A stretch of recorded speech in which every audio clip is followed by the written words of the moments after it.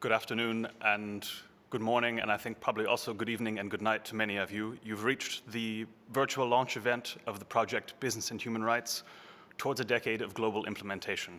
My name is Christopher Schuler, and I'll be taking you through the event this afternoon from the Foreign Office in Berlin. And I'd like to now hand over to the welcome by the Vice Chair of the UN Working Group, Anita Rama-Sastry. Thank you very much, Christopher, and actually now the Chair. Good morning from Seattle. Minister of State, Mr. Annan, EU Commissioner Reinders, former UN Special Representative, Professor Ruggie, UN Human Rights Office Director, Ms. Hicks, UNDP Associate Administrator, Mr. Wafaa, distinguished participants, colleagues, and friends.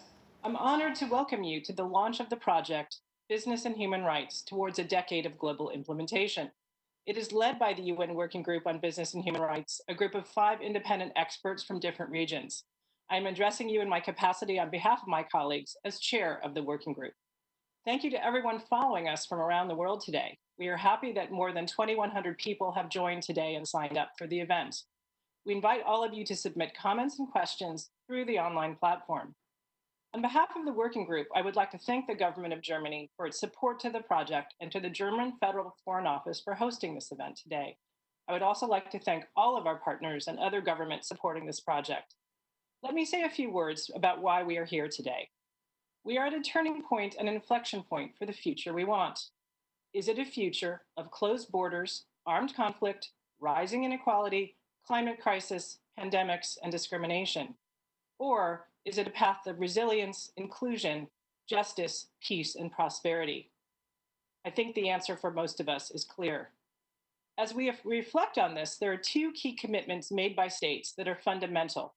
Both recognize that responsible business is a key part of the solution. The first is the 17 Sustainable Development Goals that set forth the aspirations we have for people and the planet. The second is the UN Guiding Principles on Business and Human Rights, brought to life by the UN Human Rights Council in 2011, and is now the universally accepted framework for how to realize corporate respect for human rights. Grounded in international human rights and labor standards, their 3 pillars tell us what is needed. States must protect human rights, business should respect human rights, and when harms occur, victims need access to effective remedy. The working group that I am chairing has a mandate to promote the guiding principles. In the lead-off to the 10th anniversary of the Guiding Principles in June next year, we are undertaking this new project to take stock of the first 10 years of the Guiding Principles implementation, and then to design a roadmap for action in the decade toward 2030. Instead of debating ideas, we now, of course, need to act. Our goal is to help unleash the full potential of the Guiding Principles to support our collective efforts to achieve this future that we want. The event today is the kickoff for the year-long process to develop this roadmap in partnership and collaboration with all of you who are here today and the many across the globe who are seeking corporate respect for human rights. We invite all of you to join us, and we thank you for being here for the launch today. Thank you very much, Anita. I'm joined here in the studio in Berlin by Nisa Annan, the Minister of State in the Foreign Office, who today will be speaking because the German Federal Foreign Minister has been able to join us. But the event is co-hosted by the Foreign Ministry, and so Minister of State Annan, welcome. Well, thank you, Chair. Thank you very much, and thank you, first of all, to all of you, but thank you, Anita, for your kind words.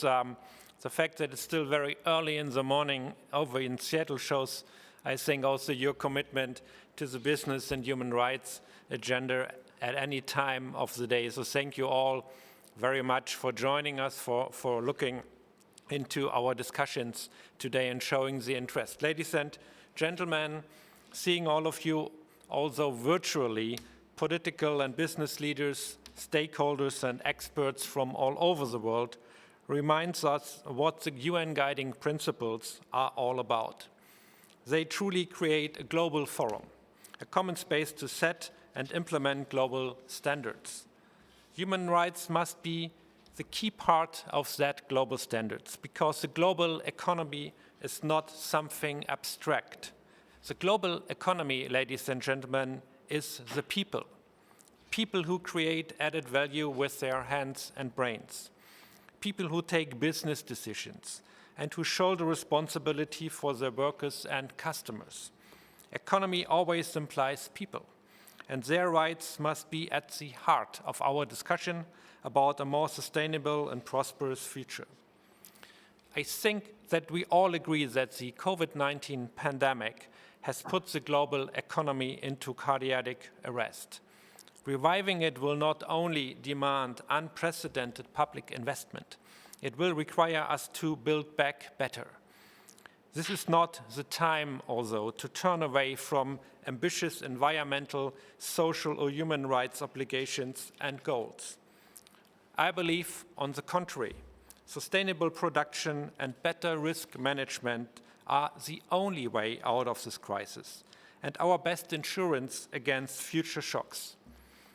It is true that the virus does not make a difference between nationalities or skin colors, but it sure does make a difference whether workers enjoy social security and safe working conditions. Once again, ladies and gentlemen, dear friends, we see that the hardest hit are the most vulnerable. Women working in textile industry, for example in Bangladesh, who lost their entire income. Health professionals working without life-saving equipment. And I'm not talking only about faraway places. Also here in Germany, we saw that workers in meat factories contracted the virus due to outraging working conditions. Protecting these vulnerable people is more than just an economic necessity to avoid further lockdowns.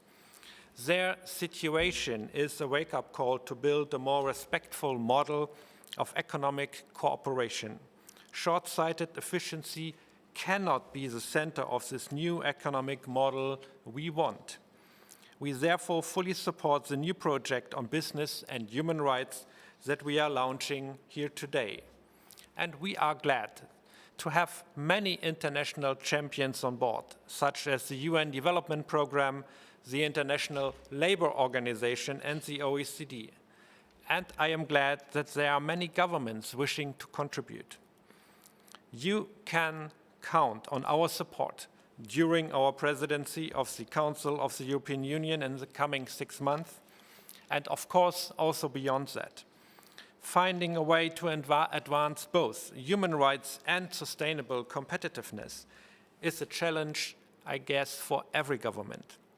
In Germany, a large-scale study will provide us with facts on voluntary compliance by business with our so-called National Plan of Action in the coming weeks. But also, I want to be very clear on this. Indications we have so far suggested that the time has come to shift gears into a balanced but mandatory approach, an approach that protects human rights, but which also protects those enterprises which suffer from standards dumping and unfair competition.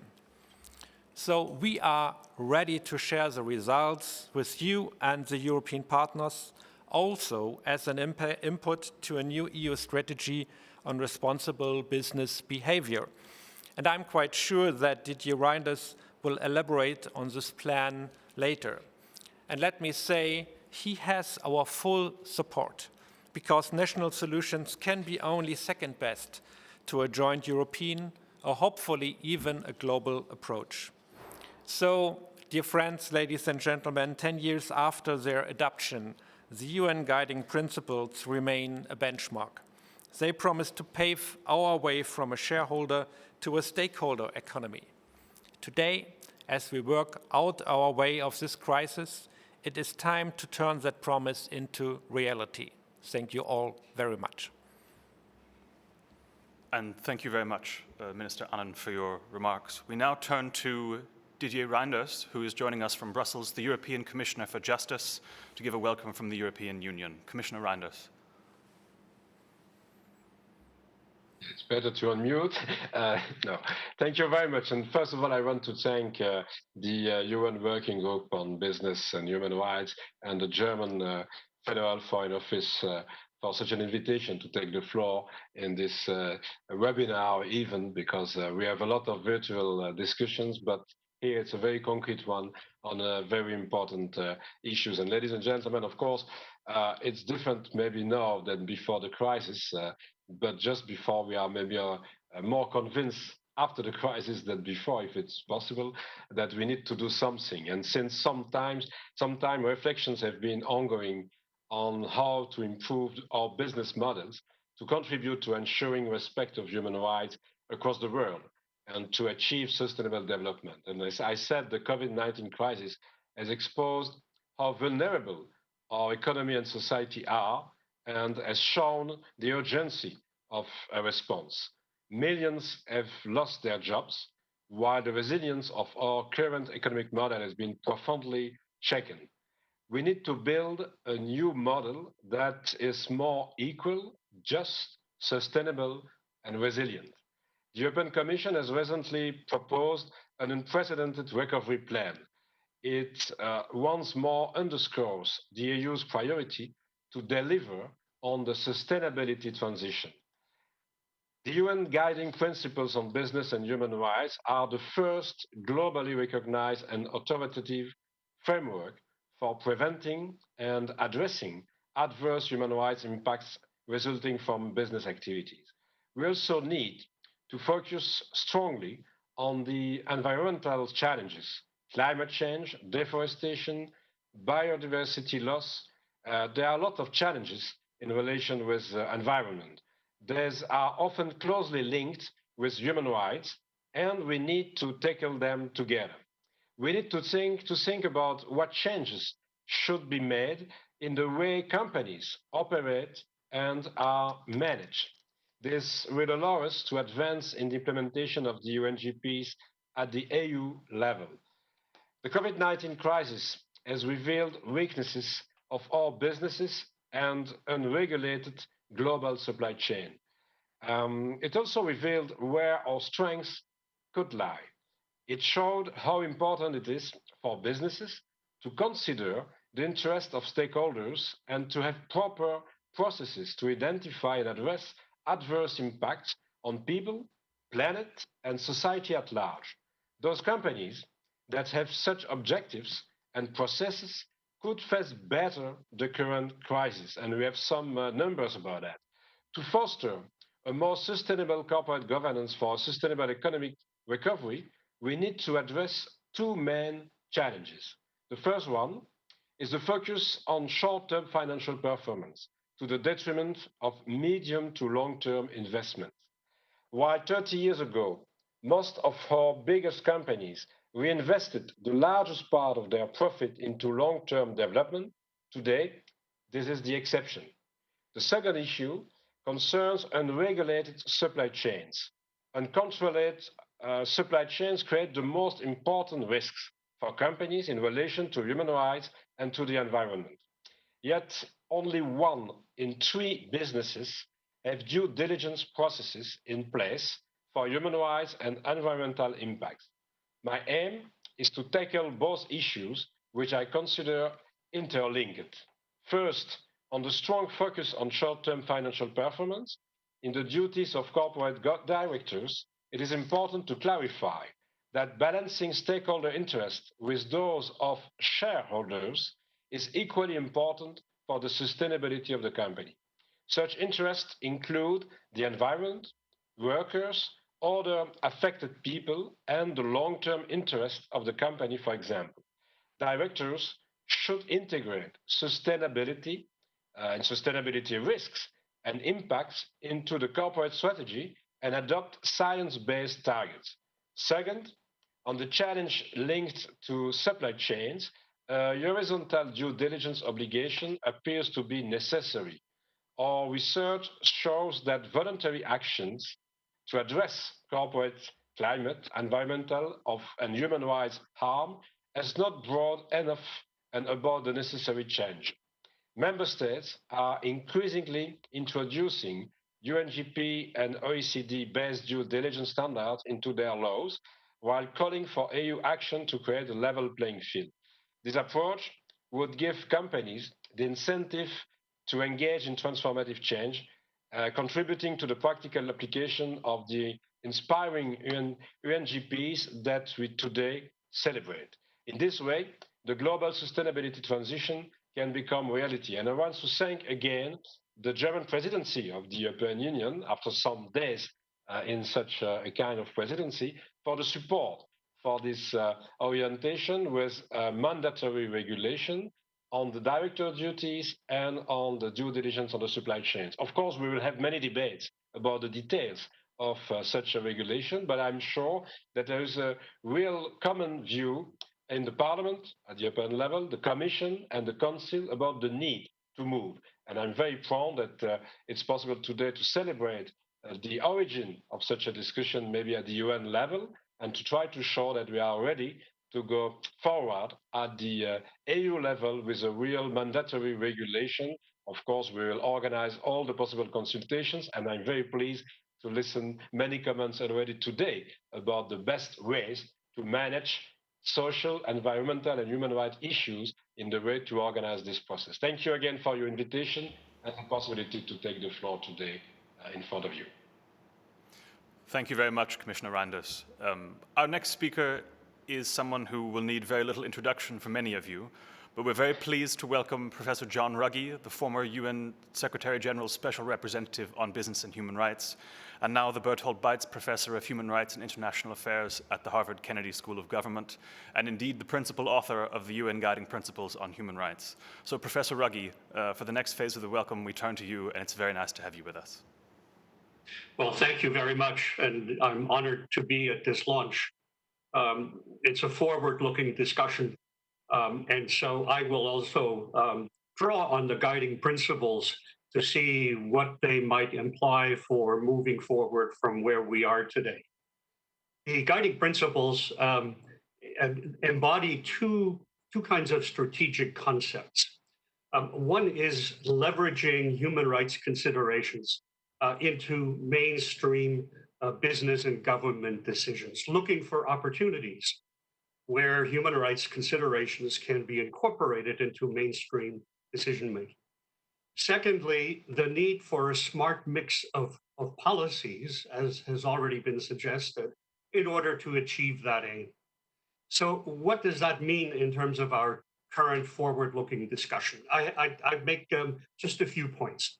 First, I think we've already begun to hear this morning that there is near universal consensus on the need to build back better from the worst pandemic in a century and possibly the worst recession since the Depression, at least for many countries. Now, building back better is not a slogan for a technical fix. What it means is to put people at the center of things, not merely to consider them as a factor of production, which is how essentially they have been treated for the last half century. Well, that's precisely what the business and human rights agenda is all about. My second point is that for the first time in a half century, there is serious debate going on, including within the business community itself, about the social purpose of the corporation. What is the purpose of the corporation? Is it simply to provide rewards to securities holders of the corporation, or does the corporation have broader social obligations as a social entity? So here too, when we say broader social obligations, we mean, of course, to workers, and we mean to communities. And the communities can be next door, or they can be at the other end of the value chain, or they can be virtual. But again, it is the social role of the corporation. And I have not in my entire adult career witnessed the kind of debates that are going on, including within the business community itself. Again, that's what business and human rights is all about. It's about the social role of the corporation. Thirdly, I suspect that we will hear from Fiona Reynolds later about the remarkable rise in ESG investing, incorporating environmental, social, and corporate governance criteria into investment decisions. Now, we generally know what the E and the G stand for. there's a bit of uncertainty about the S until you start digging in and looking what is actually there. Well, what's there is workplace standards, community relations, diversity and inclusion, and so on and so forth. Folks, that's what business and human rights is all about. So the building back better, the role of the corporation and ESG investing, all three are potential targets uh, for making considerable progress in mainstreaming human rights, which I think is what this project is all about. Now, what would a smart mix of measures look like that actually did these things? Well, to make it concrete, let me focus on the European Union, not to the exclusion of anyone, but just because Germany is now the president, has the presidency of the European Union, and the European Union and the Commission are engaged in all of these things. So a smart mix would, of course, include the kind of mandatory due diligence requirements that Commissioner Reinders just mentioned. It would link, in my view, it should link the consideration of due diligence requirements with the ongoing revision of financial reporting requirements. It makes perfect sense that you have, on the one hand, the due diligence requirement, on the other hand, the reporting requirements, and they ought to speak to each other. They ought to reinforce each other. Now, to maximize human rights effectiveness, the non-financial disclosure revision should include material impacts to people before these become material impacts for companies. Don't wait until a crisis hits before you include it as part of the material requirements. Look at it when it begins or when it starts to escalate, and then deal with it early rather than later. Now, a smart mix would also promote greater consistency among ESG standards. And I would suggest that this might include a review led by the European supervisory authorities. And then it would make sense for the External Action Service representing the EU in Geneva at the Human Rights Council to promote these aims there. So you see, you have four different moves that are going on in the EU context. So far, they don't seem to be as well connected to one another as in my view, they could be and should be. Now, the world, my final point, the world, as I think everyone feels, is in desperate need of systemic change. We're not rebuilding things the way they were and making them smaller or slightly to the left or slightly to the right. We are in desperate need of systemic thinking. Now, we many of us do systemic thinking, including people in government and in the European Union. Let's apply that systemic thinking to the opportunities that are sitting on the desk right there and try to link them up in order to push this agenda forward in a meaningful and cumulative way. So thank you for the opportunity again, and thank you to the sponsors. It's going to be a terrific project, and I'm very proud to have been part of this opening. Thanks. And thank you very much, Professor Ruggie, for your comments. Our important project partners on this project are the UN Development Programme and the Office of the High Commissioner for Human Rights. And so I'm pleased to welcome Peggy Hicks, who is the Director of Thematic Engagement, Special Procedures, and the Right to Development Division at OHCHR, who will give us her welcoming remarks next. Ms. Hicks. Thank you so much, Minister Annan, members of the Working Group on Business and Human Rights, distinguished participants, colleagues, and friends. I'm very delighted to join you for the launch of this important project convened by the UN Working Group on Business and Human Rights with the support of the government of Germany, and to convey to you the deep regrets of the High Commissioner, Michelle Bachelet, who had very much hoped to be with you today. I'm pleased to see so many experienced and essential partners with us, including the ILO, UNDP, OECD, and of course, John Ruggie, the author of the UN Guiding Principles on Business and Human Rights, and for all of us to have the opportunity to to learn from his insights as we just have. The lead up to the 10th anniversary of the guiding principles in June next year presents us with an opportunity to take stock of the progress so far and to celebrate the achievements we've made in their implementation. It also calls on us, as Professor Ruggie has said, to reflect on persistent problems, emerging challenges, and really to assess what remains to be done. These are troubling times when countries worldwide are confronting a devastating and uncontained COVID-19 pandemic. We have yet to see the full extent of the social and economic impact of the pandemic, but one thing is abundantly clear. This is a human rights crisis, and efforts to address it must be centered on human rights. High Commissioner Bachelet has said that COVID-19 is like a heat-seeking device that exposes and is fueled by systemic failures to uphold human rights. Indeed, as Professor Ruggie again has said, the pandemic has highlighted deep and disturbing inequalities in every society. It is simply not acceptable to go back to the way things were. We must, as has been said, build back forward, or as my colleague Catarina de Albuquerque just said in a webinar on the 10th anniversary of the Rights to Water and Sanitation, we need to build forward better, reflecting the fact that there is no perfect world that we can go back to. We need a new social contract and new partners and alliances for development based on the Sustainable Development Goals and the call for strengthened institutions to underpin peaceful and inclusive societies. And with that in mind, I, of course, welcome the important project launched today. The guiding principles can steer governments and businesses into a sustainable and human rights-based social and economic recovery from the pandemic. Their unanimous endorsement by member states in 2011 established a globally agreed standard for governments and business enterprises to embed respect for human rights in a business context. Since then, the guiding principles have inspired policy developments and new approaches in different regions and by different actors. However, much more is needed. The key now is to build on these efforts to place respect for human rights at the center of how all business is done. We need to focus first on the most vulnerable. Implementing the guiding principles can improve responses to the ongoing pandemic and to other crises threatening our path towards sustainable development, including the climate emergency. Business activities that harm people and the planet need to be checked by strong frameworks for accountability and governance.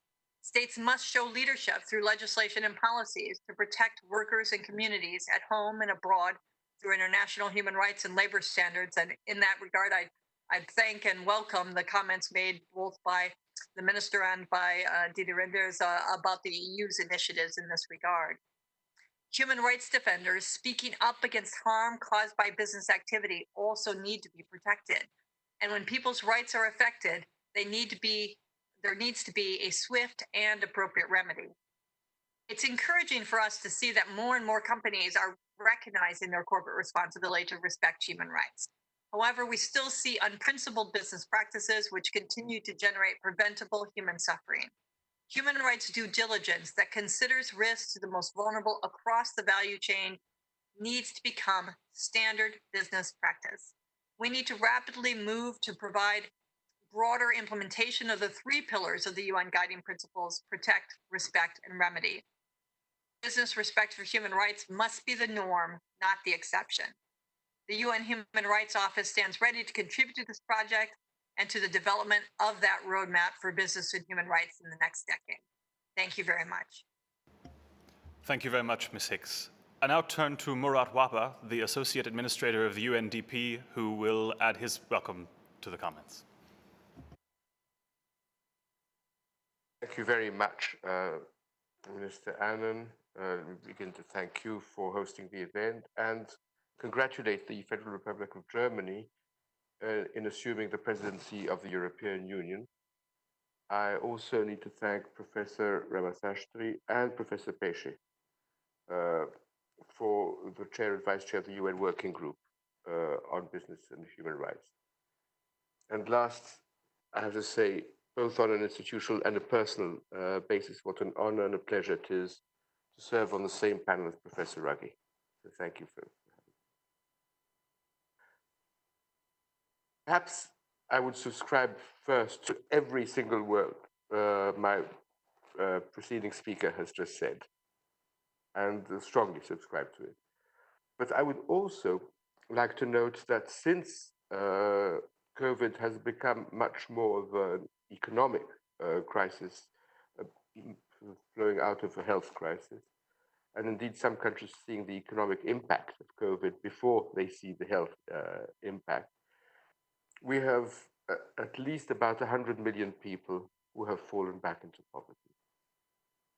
And in these situations, when we're talking about building forward or building back better or building back greener, we're also looking at a very stark reality of increasing poverty in countries. And the temptation of shortcuts, going beyond human rights, ignoring basic human rights principles, is very, very strong when it comes to sort of restoring economic viability to countries. And I think it's a temptation that we, as the United Nations, as the international community, have to be very firm in opposing. As UNDP, we have seen that in the COVID crisis and in the confusion caused by the COVID crisis, the first victims have been women facing harassment in the workplace, have been migrant workers, have been disadvantaged groups who themselves are suffering from this double disadvantage and the threat of unemployment today. And this is just to say how interested we are and how focused we are in supporting the current proposal. In UNDP, we have launched a global initiative on business and human rights, building on achievements in Asia, and which we hope to incrementally expand to the rest of the world. This initiative will have four elements. The first is supporting governments in developing and implementing national action plans based on the guiding principles. The second is strengthening access to justice for victims of business-related human rights abuses. Third is to advise corporations on addressing human rights risks. And the fourth is enabling peer learning for government officials, businesses, civil society, and national human rights institutions.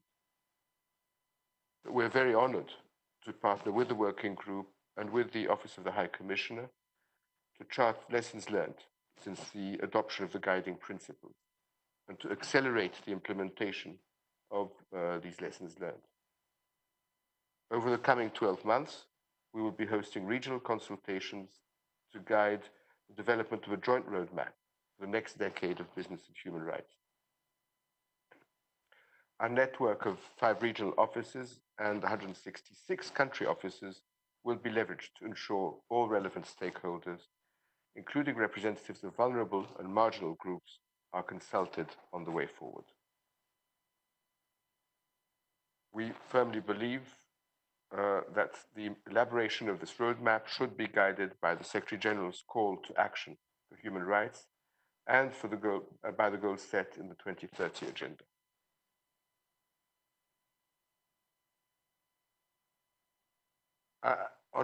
Perhaps, if you allow me a personal note, Minister, I also serve as the organization's chief risk officer, and I know that we have daily meetings on countries seeking UNDP support to invest in business ventures, to support business ventures, while taking into account the social and environmental standards that Professor Ruggie referred to so eloquently before. It is not an easy, nor is it an evident quest for countries. And as an organization of the United Nations, together with our colleagues in the system and with the help of our generous donors, we stand ready to assist. I thank you. Thank you very much, Mr. Wafaa. As we transition from the welcome to the next part of the program, the government perspectives, I've been asked to remind you of 2 things. First of all, in the live stream, you see a section where we're accepting questions and comments, and the staff of the conference will do our very best to collect these questions and comments and integrate them into the Q&A at the end of the event. Unfortunately, we can only accept these questions and comments in English, but please do make use of the feature with that one restriction in mind. The second thing is to announce that there will be a recording of this event after the event is concluded that will show on this website from tomorrow at the earliest. So for your friends and colleagues and interested business and human rights partners who weren't able to tune in today, that possibility will be given from tomorrow. So we now turn to the first panel on various stakeholder perspectives on this project, and I'm very pleased to turn to Jens Frölich Holte, who's joining us from the Ministry of Foreign Affairs in Norway, where he's State Secretary. So, State Secretary Holte, welcome. Thank you. Thank you for convening. And first of all, let me congratulate the working group and, of course, Professor Ruggie on the anniversary of the guiding principles. I mean, for 10 years, this has been the globally recognized and authoritative framework for state duties and business responsibilities in preventing and addressing business-related human rights abuse. So the Norwegian government was among the early adopters of a national action plan back in 2015. And we really appreciate the need for governments to lead further on the implementation of the UNGP agenda and really raise the attention on an intergovernmental level. In Norway, business and human rights has always been at the core of Norwegian policies. I mean, I'd say we have succeeded in building an inclusive market economy with opportunities for all. Our policies has over the decades safeguarded rights to education, living wage, equal pay of work of equal value. So I'd say that human rights perspective has really been integrated in what we've been doing over the years, and it's also, I'd say, a prerequisite to achieve a prosperous and inclusive market economy. The Norwegian government expects Norwegian companies to be familiar with and comply with the UN guiding principles and the OECD guidelines for multinational enterprises. And we also expect that our own state enterprises, of course, are leading in the field of responsible business conduct. We're also now just put out a hearing for a new law on ethics information that the companies will be obliged to provide. So in various ways, we are really pushing forward to make it, to raise the issue domestically as well as internationally. Now we, of course, we live in a pandemic. We see that human rights are under pressure and now under pressure in different ways than before. Responses to the pandemic might imply more surveillance, and of course, businesses will have to face a choice, a very difficult one, which is up in the media right now, and there's a lot of discussions about privacy as well.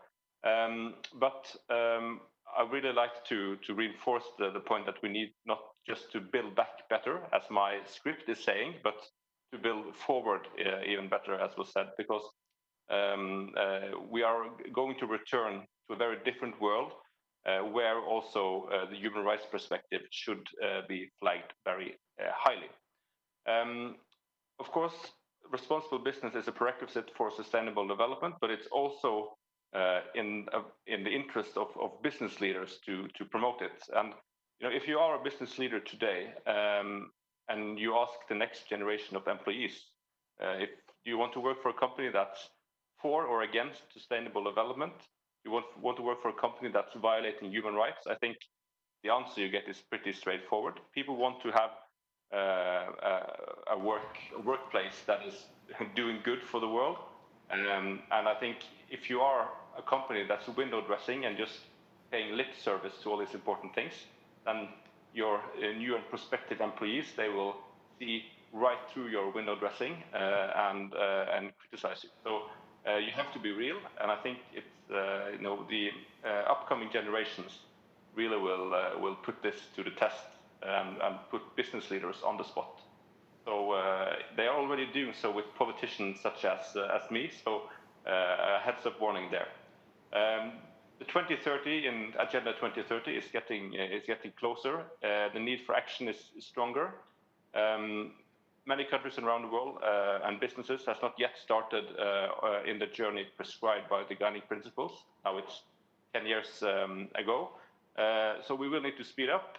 We welcome the initiative of the working group to take stock of the achievements and continue to reinforce the implementations of the UN guiding principles throughout the next decade. And I can rest assured that Norway will be there to support the endeavor. Thank you.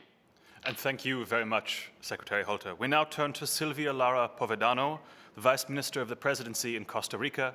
And Vice Minister Lara, perhaps you can tell us why this effort is timely and how we can scale up action on the UNGPs from the Costa Rican perspective.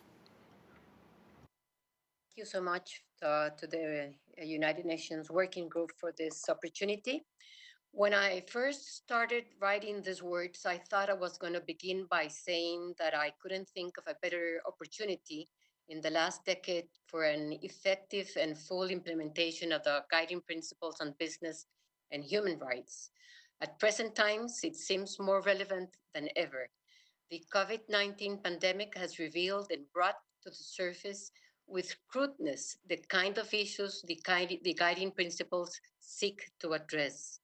Poor labor conditions, the endeavors migrant workers face, low wages, gender inequality, and so on.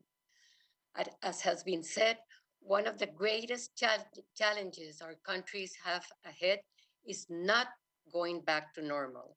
It's taking responsibility for a new social contract in which dignity and justice and sustainability become the new normal, not just for the privileged few, but for the many. So yes, this is a moment of opportunity, but it presents new challenges to this agenda. With 1 year ahead to the 10th anniversary of the guiding principles, we face a point of inflection. Countries are confronting an urgent need for a quick economic recovery. Millions of jobs have to be created or recovered in a very short term. Thousands face the menace of food shortage and famine. Thousands of people around the world are desperate for some kind of income, no matter at what cost. While continuing to further advance business commitment to the human rights agenda, decisive economic and social measures have to be taken to help business bounce back and alleviate the economy. As we move forward, I would like to share with you three key concerns. One, is further committing to human rights a burden or an opportunity for business? Will human rights be seen as an extra burden businesses can't take in their way to recovery? Will recovery mean loosening up social, labor, and environmental conditions? Are governments in so much economic and political pressure that they will end up lowering the bar? Or will human rights become a key driver to economic growth, recovery, and success? What will it take for businesses to further commit to human rights in the current context? A second question I would like to pose is, how can national action plans push the agenda of economic recovery and companies' further commitment to human rights? My experience has been that human rights national action plans tend to be placed on the margins of government actions and priorities. And rarely do business and human rights national action plans have to do with economic policy and decision making. Public policy coherence should be central stage in the next decade of implementation of the guiding principles. And finally, a third question, is doing no harm enough? Is it enough to control for negative impacts of business decisions and activities on human rights? What would it mean to do more, and what would it take? As countries have taken so many steps to protect their people, has there been a significant shift in business sense of responsibility toward human rights, and can we leverage that? The only way to make this agenda work is by considering why it would not work. For this agenda to stick, it has to stem from a recognition of businesses and people's unique needs in this very critical context.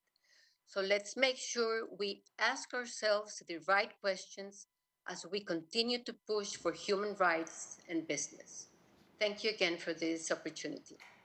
And thank you very much, Vice Minister Lara. We now turn to Christina Marti, State Secretary in the Federal Department of Foreign Affairs in Switzerland, to give us the Swiss perspective on action on the UN guiding principles at this moment. So, Secretary Marti. Thank you very much. Excellencies, ladies and gentlemen, I would also like to thank you for being able to take part in this very important conversation. Yes, indeed, we need to look towards a new decade of global implementation of the UN guiding principles on business and human rights. Since their adoption, the UN guiding principles have brought more clarity to states and companies regarding their respective duties and responsibilities. Together with the OECD guidelines for multinational enterprises, they are the core reference for responsible business conduct. But their greatest success has been in enabling governments and businesses to find solutions to global challenges based on a common understanding.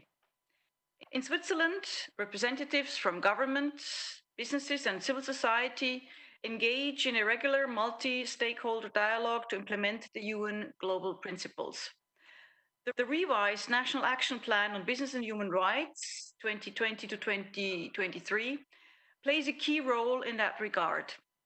Multi-stakeholder initiatives allowed us to develop a guidance for key Swiss-based industries such as the commodity trading sector or practical human rights due diligence tools, for example, for the tourism sector or in the context of mega sporting events.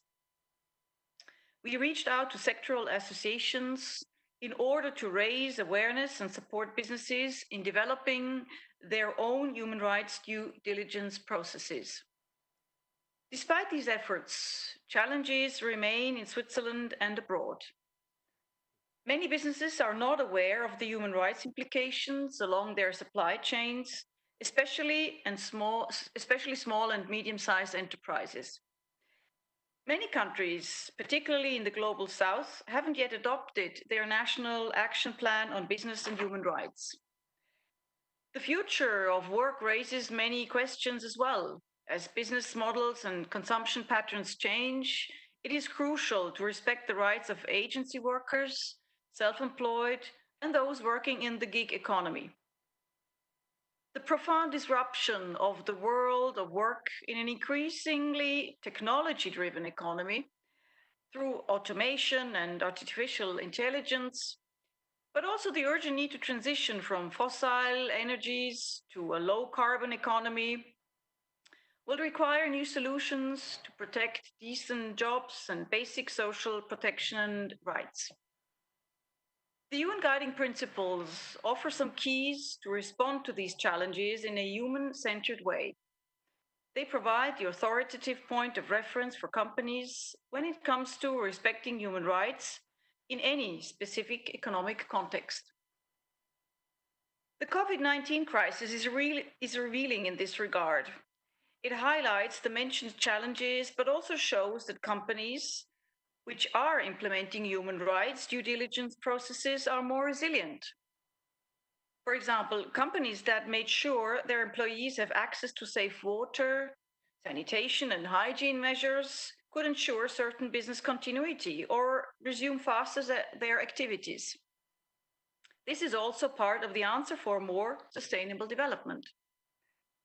And this is what I would like to conclude with.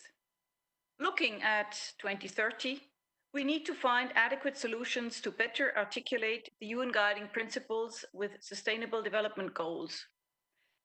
If we want to foster the implementation of the UN guiding principles for the next 10 years, and if we want to meet the goals we set, governments and businesses must be able to work together. so that a successful economy and the enjoyment of human rights are two faces of the same coin, a sustainable development for the benefit of everyone, everywhere. Thank you very much. Thank you very much. For the final government perspective, we turn to the European Union and to Stefano Sannino, who's joining us from the European External Action Service, where he's Deputy Secretary General for Economic Affairs and Global Issues. Please, Mr. Sannino, we look forward to the European perspective. Thank you very much, and I think that I can continue. I think where the Swiss state secretary has just left, because I think that one of the key elements that we need to take here into account is the fact that we are not speaking about two alternative perspectives, that is the human rights against business or vice versa, but we need to have to be able to turn it into a reciprocally and mutually reinforcing perspective. And as it was said by Silva Lara, that how can turn this into an opportunity for our future. So I mean, I believe that more and more, when we are thinking about the new ways of production, we need to include also the value element. And when I speak about value, I speak about social standards, about environment, about the number of respect for human rights, a number of dignity, equality, number of elements that more and more are becoming a crucial element in the perspective and in the perception also of the consumers. So we need to really to move in this direction, and preparing for the next decade. It would be, I think, important to go to the principle of no harm, to a much more proactive principle in terms of defense of these elements in our perspective. I want to stress also the fact that the COVID-19 crisis, in a way, has made even more clearer, I would say, and stressed even more the importance and the urgency of the business and of the human rights agenda. And I mean, there has been a recent study of the OECD on COVID-19, which is and I'm quoting this on responsible business conduct, where it is said that for a company, observing responsible business conduct standards and implementing due diligence in its response to the COVID-19 crisis will help ensure that its business decisions help avoid and address potential adverse impacts on people and the planet, including in its supply chain. Companies taking proactive steps to address the risk of COVID-19 in a way that mitigates adverse impacts on workers and supply chains are also likely to build more long-term value and resilience. And I think that from that point of view, the conclusion is quite clear, that resilience and responsibility go together, and that supply chains integrating responsible business conduct are also coping with the crisis much better, and can also be expected to recover better. The UN guiding principle for these last 10 years have become a key instrument for the European Union to promote the business and human rights agenda within the Union and worldwide. And I mean, I just want to mention instances like the EU laws, for example, impose due diligence obligations on EU companies importing timber and on companies importing minerals from conflict and high-risk areas, reporting duty on companies about non-financial aspects of their operation. So a number of elements which I think have become part of the core of our activity. And it is worthwhile recalling that the 16 EU member states have already have national action plans, developed national action plans on business and human rights. So just to conclude, to stress once again that preventing and addressing human rights abuses and building sustainable value chains will continue to be a priority for the European Union. We will work in a very proactive manner in order to enhance EU measures and support the efforts of partner countries to implement the UN guiding principles. as it has been highlighted also in the new action plan on human rights and democracy that will guide us for the period from 2020 to 2024, and which is now under discussion at the Council and among the EU member states. So we believe that the UN Guide Principle will continue to be a key instrument for our effort to promote business that is responsible and resilient, and to build society that are more just and sustainable. And as far as the European Union is concerned, responsible business conduct is and will remain high on our agenda, and the promotion and respect of core values and good governance globally. Thank you very much. Thank you very much. We'll now move to the segment of the program where the UN Working Group will introduce the project and its plan to us. I accidentally demoted her earlier, but lest there be any misconceptions about the pecking order, I am joined by Anita Ramasastry, chair of the UN Working Group, and by Dante Pesce, who is the vice chair of the working group, who will now give us an overview of the UNGP 10+ project and what to expect over the next few years. My first question, though, is to Dante Pesce, the vice chair of the working group. If you could tell us perhaps about this project on the UN Guiding Principles and what it will do.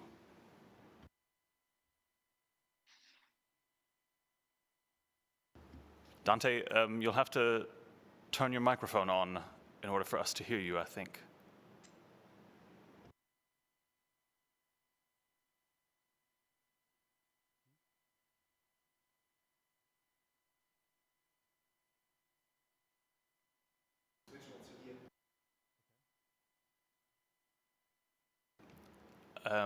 Right, still can't hear you.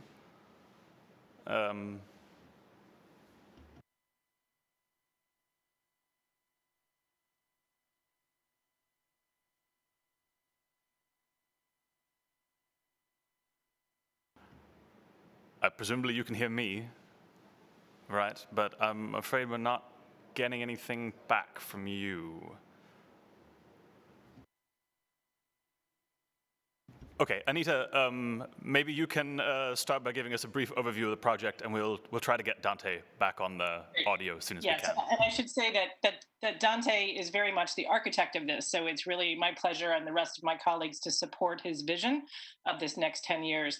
The project is really a stock taking. It's meant to look at what's happened in the past decade since we launched the guiding principles. And so I think, Christopher, going to talk about that. Why don't I speak to that? Which is the guiding principles by design were meant to be not just one document and one benchmark, but really a framework that would be like a tree trunk that would allow 1,000 branches or flowers to bloom. So one of the key things we need to do is see where have the guiding principles had influence. We've heard a little bit today about the mandatory human rights due diligence project in the EU, national action plans in places like Costa Rica, how can we elevate them? But there are many other types of activities that have happened, and we need to really take stock of where have the guiding principles really had impact and where have they been embedded. And one of the valuable pieces of this is that the guiding principles, by embedding them in so many of these branches, we're really looking at a consistency. So the guiding principles are the foundation. They provide a stable base. And we as the working group ensure that there's a consistency in the projects moving forward. So stock taking is very much part of this, because while we know of certain key initiatives, we don't know everything. I would mention, for example, that there is another process going on, which I think some civil society groups may discuss today, relating to potentially a binding treaty on business and human rights that's taking place in the Human Rights Council in Geneva. And we don't see this as competition at all, but really just another natural outgrowth of the whole business and human rights movement. So I would say that's the first piece. The second piece, and is Dante back? Can we hear him yet?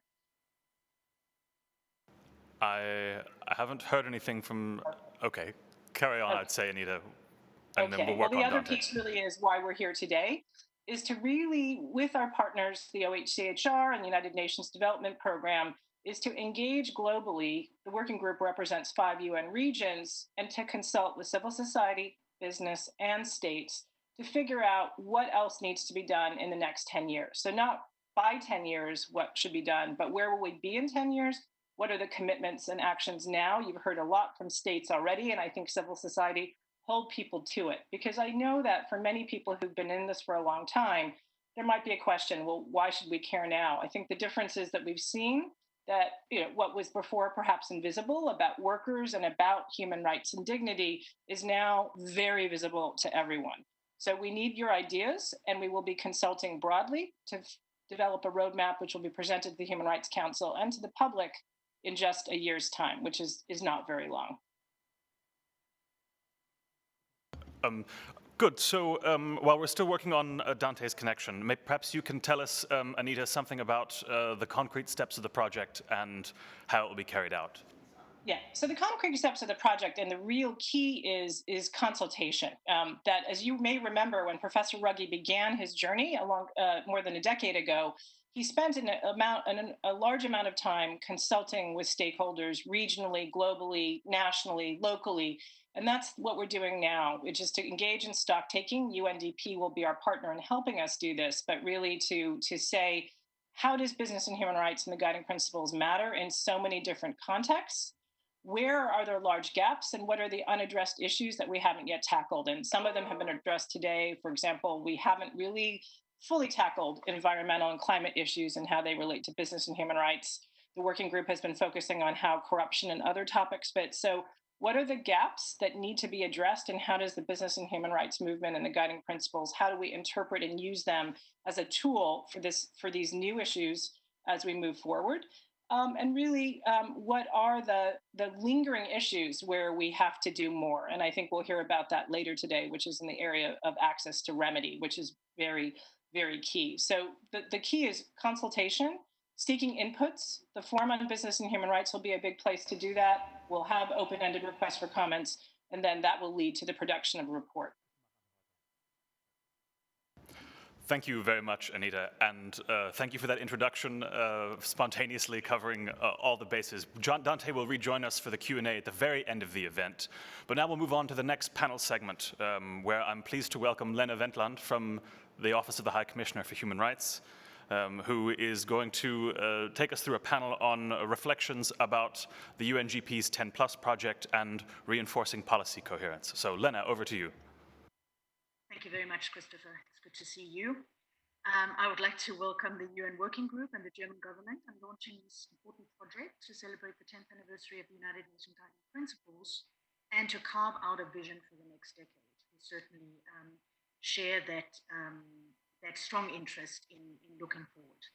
And I particularly welcome the inclusive and consultative process envisaged as outlined by Mr. Sastry, which is very much in the spirit of the United Nations Guiding Principles themselves.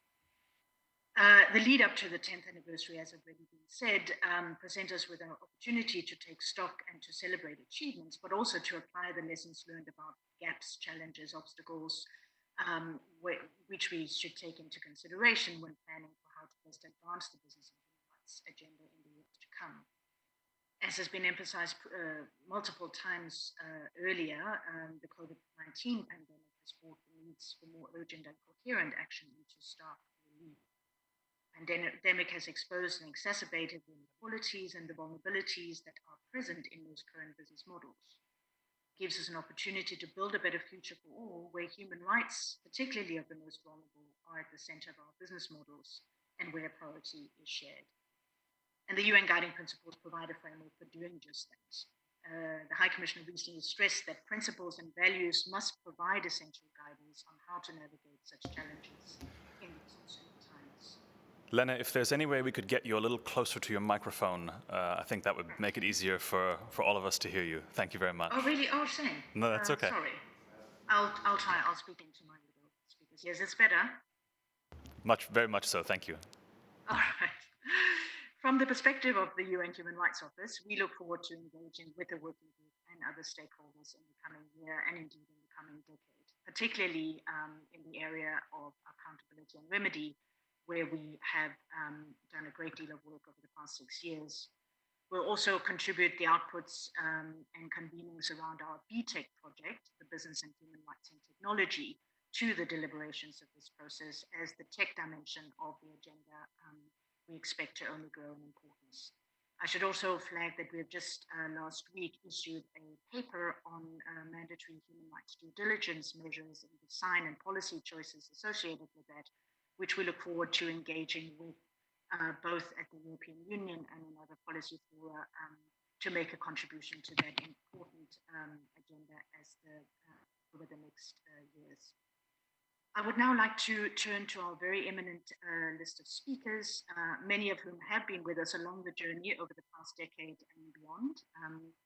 This segment is not set up as a panel discussion, but rather a series of brief reflections from the speakers. And I've been asked by the chair to stress the briefness of the events. Speakers have been asked to reflect on why this project is timely from their various perspectives and highlight the importance of making progress in scaling up action on the UN Guiding Principles.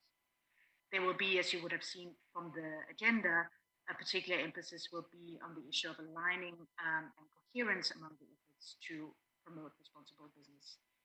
Christopher, can you hear me okay? Yeah, just keep the microphone close and we'll turn to the panelists. Yeah. Okay, because I see you making faces, so I just wanted to make sure that I'm actually being heard.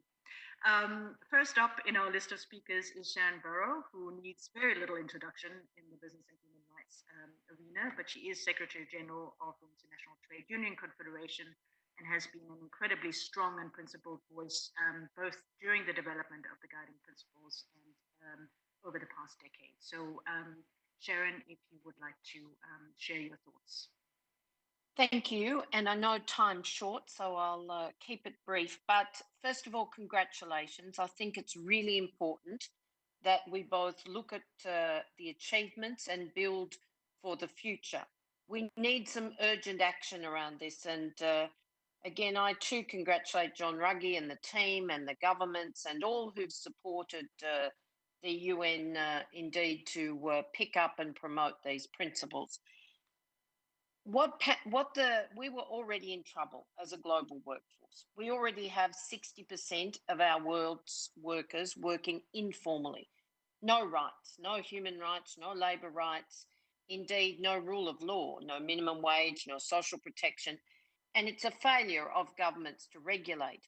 But in not regulating the labour market and at least putting the labour protection floor that we negotiated through the ILO Centenary Declaration, which is a floor of rights, fundamental freedom of association, the right to bargain collectively, to organise, but also occupational health and safety, adequate or evidence-based minimum wages, and of course, maximum hours of work, then we're leaving this massive amount of workers indeed to effectively destitution, to dehumanising exploitation. That was before COVID-19. Now we actually see the impact. It's a health crisis first and foremost. It's an economic crisis and a jobs crisis, but it's also a human rights crisis because we're seeing more governments hide behind the virus and attack human rights and labour rights, as we see in legislative terms, as we see indeed authoritarian rise in the world. And that's undermining the very trust in democracy. So I want to put up front that we thank the German government for their leadership on this question, because there's only one pathway for us. It's mandated due diligence. If we're going to build recovery, and we must indicate upfront that indeed business as usual is not acceptable. We can't have the risk of 300 million jobs lost and already 1.6 billion of those informal workers facing destitution because we have no social protection, no minimum wages, and no guarantee of fundamental rights. For us, due diligence is about risk assessment. There are companies out there already doing the right thing. I just got off a panel with Unilever and Coca-Cola, where Brent Wilson and Marcella have been strong advocates with others of how we actually do the risk assessment, identify the problem, build the grievance procedures to effect remedy, and then monitor the health of our supply chains. But the EU and Germany's leadership around this question is very much welcomed. I know it's welcomed by business, who know the landscape needs to shift, and it's certainly welcomed by workers and their unions. And if we're going to actually look to recovery plans that build resilience, this has to be fundamental, has to be part of it. Again, the EU work on establishing a minimum wage, a floor through which workers in the European Union can't fall below. Leadership, real leadership. We have to actually start to build resilience. And of course, you have social protection systems in Europe that are robust. Sometimes they need strengthening. We've seen advances on the social contract throughout the crisis negotiated by unions, including those in Germany around short-term working hours and other areas. But we also need to make sure, and I thank the EU for their support with Germany, for a global social protection fund. So we can bring these things together to look at where the fault lines are that stop us building genuine inclusive growth based on rights. And the UNGPs, fundamental to this, the treaty fundamental, along with mandated due diligence. We look forward to working with all of you to see this achieved. Thank you very much, Sharon. Next up is Mthunzi Mwaba, who is Vice President of the International Organization of Employers. The IOE has, of course, also been a strong partner on the UN Guiding Principles since the beginning. So I would invite you to share the perspective from the business community on the agenda. Yeah, so I don't have the same challenge that Dante had. I can see from your indication on your face you can. So, ladies and gentlemen, hello, and thank you for inviting us. I'm also very happy to add some diversity from Africa, calling you from Sandton, Johannesburg, in the mix of the panelists and the people that are speaking today. We thank you for inviting the IOE to this very important event. The UNGPs for us have been a very key focus with our 159 member federations in 150 countries in which we represent more than 50 million companies. The IOE has played a leading role, certainly did in the development of the guiding principles, and has undertaken huge efforts to raise awareness, to build capacity, and to support companies in their implementation. When we look back in the last 9 years, we see that the UNGPs have been a great game changer. The UNGPs clearly established the roles and responsibilities of the different actors and created a common understanding for what companies need to do. The UN Guiding Principles are a great success story from our point of view in business. Are all the problems solved? No, of course not. Far from it. But this was not to be expected in such a short space of time. Do not be pragmatic. The point here is that we are on the right path. Change has been influenced. Where are the remaining gaps? One, in my view, the focus has been too much on multinational enterprises. SMEs, although they are the backbone of all economies, have not been much in the focus, and research shows that this is a very big area and a very big opportunity that we need to work on. Second point is that the role of governments has not been sufficiently elaborated on. Pillar 1, the state duty to protect human rights, remains an untapped opportunity. 3, the root causes for human rights challenges such as informality, poverty, corruption need much more attention, and especially these areas have been highlighted hugely during the COVID in my part of the world, Africa, Latin America, where most parts of the world know very little about this except by way of theoretical conjecture, not feeling it and understanding what it really, really means. Partnerships between companies, governments, and other actors to jointly address systemic issues are not widespread enough. The last point is we also need a much more mature debate on human rights challenges, particularly deep down in supply chains. Companies which are open and honest about their challenges are still too often punished for their openness, which is completely counterproductive. The vision which comes out of this project must be a global vision.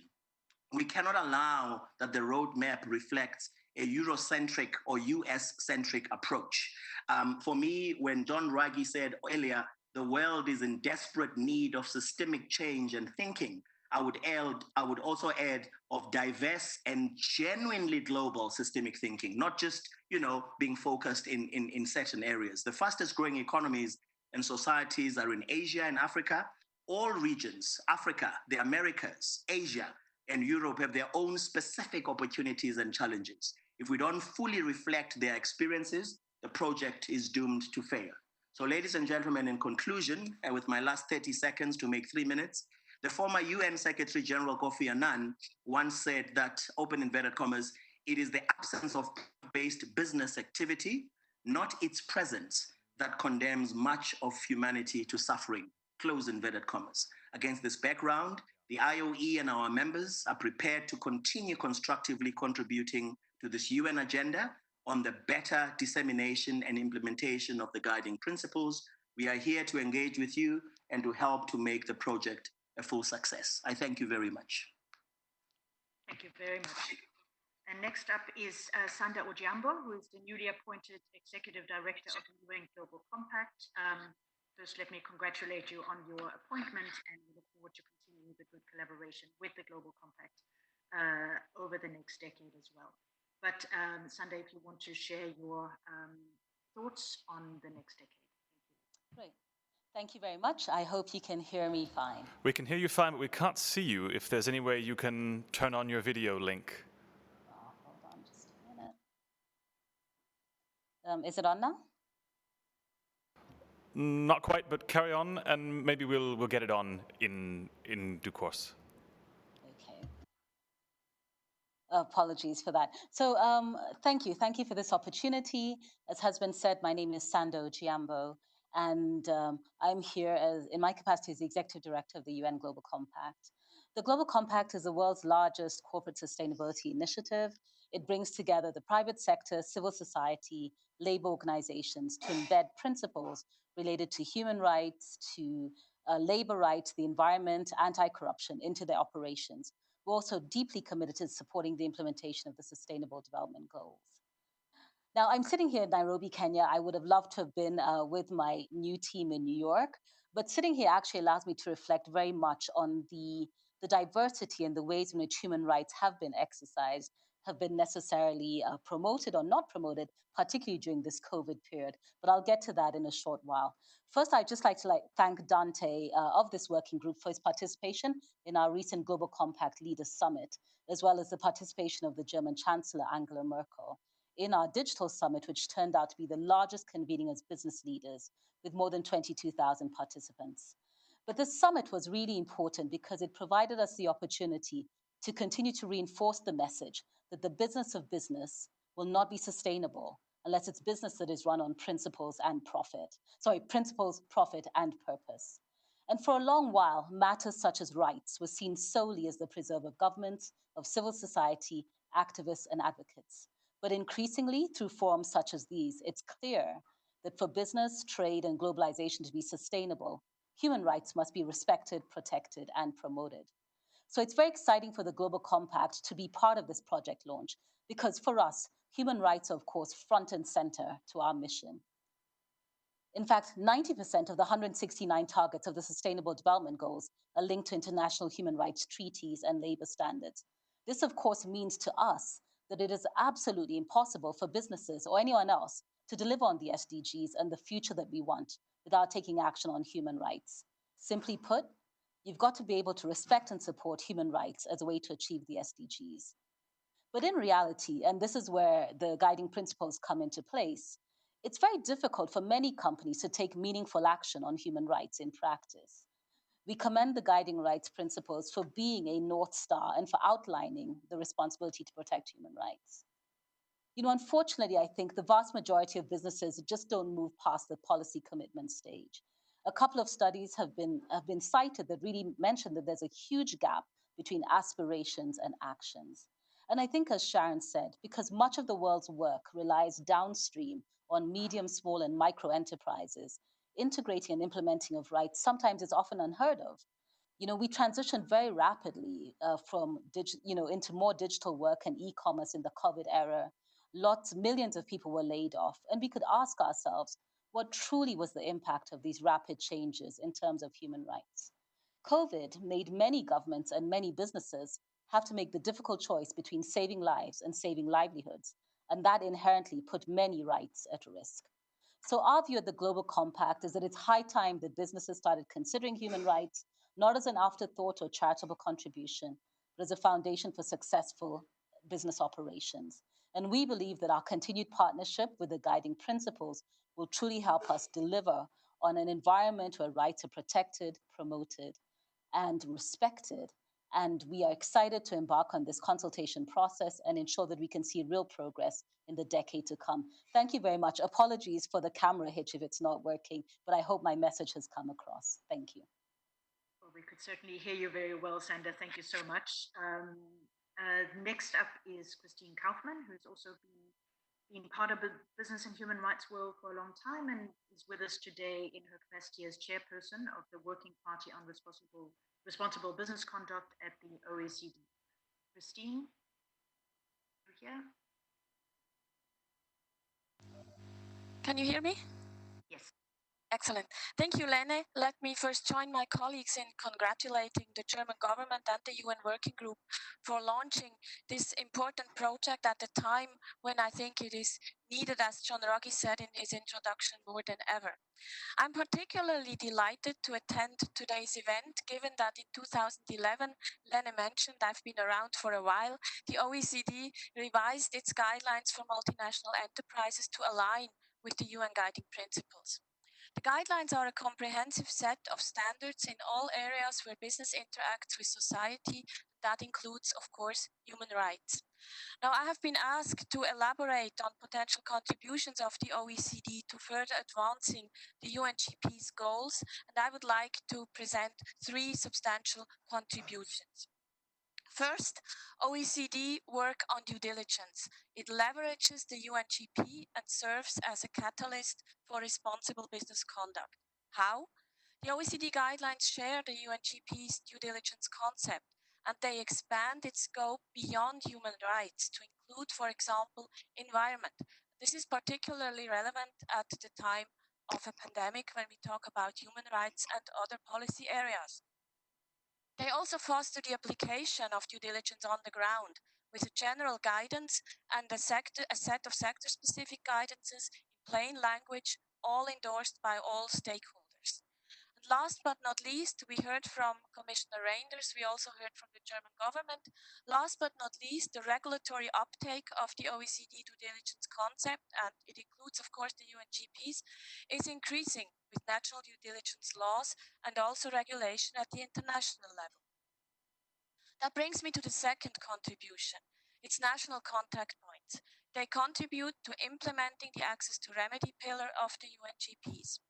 The OECD guidelines today are the only comprehensive international standard on responsible business conduct that is equipped with a remedy mechanism, the so-called national contact points. Their reach goes far beyond the 49 adhering countries. So far, we have had about more than 500 cases in over 100 countries and territories. And since 2011, the revision of the guidelines, most cases concerned human rights. And I'm sure we will hear later from civil society, while far from being perfect, a third of all cases examined by NCPs resulted in a company policy change. It was one of the shared goals of the UNGPs and the OECD guidelines. The third contribution is what has been mentioned many times today, policy coherence. The OECD contributes to mainstreaming business and human rights across all policy areas. And as we heard from John Ruggie in his introduction and from the chair, Anita Ramazastri, the UNGP identified policy coherence as one of the key challenges for implementing responsible business conduct. The OECD reinforces this message in the guidelines and it adds action. The OECD provides the forum where experts and policymakers from all areas of government meet. And they meet not only themselves, but they actually meet responsible business conduct. So we talk about trade and investment, taxes, digitalization, public procurement, state-owned enterprises, corporate governance, and RBC. And this is particularly relevant with regard to COVID-19 policy responses. So let me conclude. With the UN Guiding Principles, the OECD guidelines, and the ILO Tripartite Declaration, we have aligned internationally agreed standards on responsible business conduct. Responsible business conduct standards and human rights are not disposable in times of crisis. They must not be diluted or replaced by policy goals or cost-benefit ratios. The UNGP 10 Plus project will be key for conveying this message. And the OECD, with its Working Party on Responsible Business Conduct, will continue its efforts for implementing RBC and the UN Guiding Principles by advancing due diligence for resilient supply chains, by strengthening the NCP system, fostering policy coherence. We look forward to working with you to leverage responsible business conduct and human rights to tackle the crisis and build an inclusive and sustainable post-COVID-19 world with people at its core. Thank you. Thank you, Christine. We're hastening on. Joseph Wild-Ramsing. Joseph has also been around in this space, senior researcher at SOMO and coordinator of OECD Watch. Joseph, you have the floor. Thanks, Lena, and thanks to Vicar Schuler for moderating today. And let me just add my one words of thanks to the organizers, to the German government and the UN Working Group on Business and Human Rights, and the OHCHR, of course, for organizing this interesting project. And I'm really welcoming, happy to see this happening and reflecting on 10 years of the UNGPs.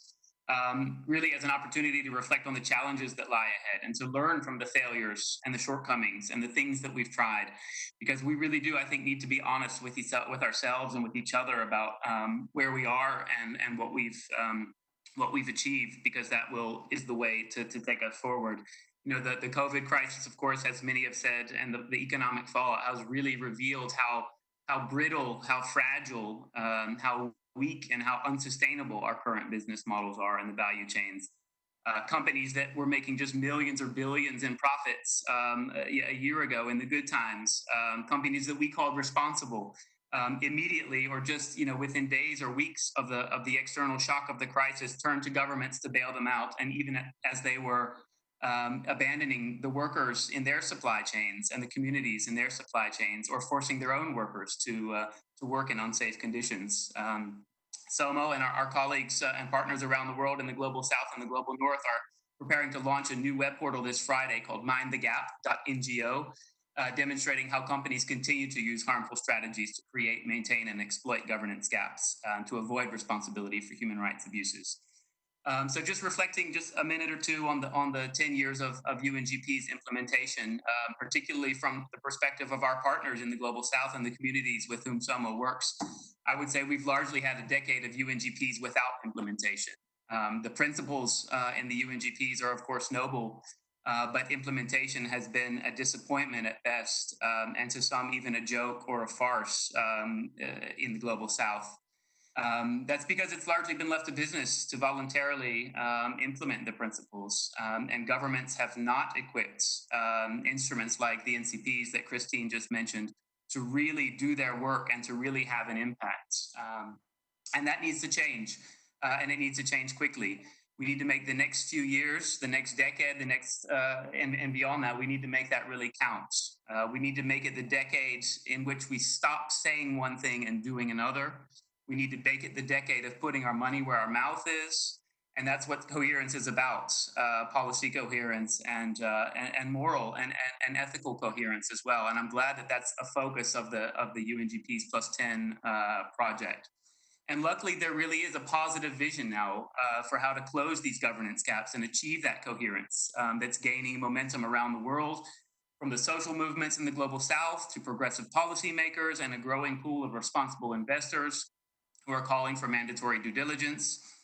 Just very concretely, this vision includes the next decade being one of which key provisions and concepts in the UNGPs and OECD guidelines are made mandatory. It'll be a decade of mandatory due diligence laws that ensure companies act to prevent impacts, and one of parent company liability for the impacts that they and their subsidiaries cause. The urgency of this challenge compels us to work towards this on all fronts. At the national level, following the lead of countries like France with the vigilance law and encouraging countries like Switzerland, the Netherlands, and Germany to drive forward and push the envelope. At the regional level, following the lead of champions like Commissioner Reinders and MEP Hautala, and encouraging that the German government, has made this a key topic for its EU presidency. And specifically at the UN on the binding treaty, Anita mentioned it earlier, those genuinely committed to coherence must be committed also to engaging in constructive dialogue at that level as well. And finally, thinking about thematic coherence as well. Climate has been mentioned just once or twice today, but we really need to make sure that environmental issues, particularly climate and anti-corruption, are incorporated into due diligence and parent company liability laws. Because we see that irresponsible corporate behavior is driving us towards a climate disaster. We need to include and recognize the role of the financial sector in value chains and make sure that they are included in due diligence laws. And in closing, we really need to be constantly conscious of the need to give the victims a voice. Many of those who are the heroes of this moment. The COVID has shown us how victims are actually heroes, and the perpetrators of human rights abuses are continued to allowed to be shaping the laws that regulate them amongst the deafening silence of the victims of abuse. And that's why it's really good to hear Anita say, channeling her inner Dante there, that a big part of this project will be listening and continue to urge us to put the victims and the heroes at the center of this project. Thank you. Thank you, Joseph. And last but not least, I turn to my colleague from the ILO, Victor van Buren, who is Director of the Enterprises Department. Victor, you have the floor. Hi, thank you very much for this opportunity. I hope you can hear me. At the moment, we're hearing repeated calls to build back better as we find ways to manage and recover from this terrible pandemic. The launch of this project is certainly timely in giving some substance and meaning to building back better. Not only is it timely, but it's also aligned with the work of the ILO in setting labor standards and promoting decent work for all women and men. But the time has come for all future successes to be measured against moving from pockets of excellence to scaling up of activities, and none more so in the area of the UN guiding principles. And we see this project that has the ability to scale up. I think that's what we're looking for as well. We look forward to the project delivering on the 3 pillars of the guiding principle. And since the endorsement of the principles in 2011, the ILO has established close collaboration with the Office of the High Commissioner and the Working Group on Business and Human Rights. There's important linkages between these principles and the ILO's work on labor standards and sustainable enterprises. And these principles have found their way into the discussions and instruments of the ILO, such as the conclusions adopted in the 2016 ILC discussions on decent work in global supply chains, and the revision in 2017 of the ILO's tripartite declaration of principles concerning the M&E and social policy. They both integrate the guiding principles, which was welcomed as a significant contribution towards the greater normative coherence in the area of business and human rights. And we thank the EU and the 3 organizations with international instruments on responsible business, that's the ILO, the Office of the High Commissioner, and the OECD, who've been collaborating at country level on this common agenda, more specifically in Asia and the Americas. As a result, we've seen now the launch of a publication on the key messages, and this has been produced. We welcome the partnership with the UNDP in the area of responsible business and human rights, which will be a key in building back better, taking a human-centered approach that is based on business respect for human and labor rights. The ILO works closely together with the UN Global Compact, and I'd like to take this opportunity in congratulating Sandra Ojambo on her recent appointment. We look forward to working with you down the road. The next decade will be critical for achieving the SDGs by putting people, planet at the center of development. This requires respect for human and labor rights, but we mustn't forget the green recovery. It has to be a theme that we build into all our activities as well. I wish to highlight in particular the plight of SMEs, which has been mentioned, the plight of the SMEs at the moment, and their need for support.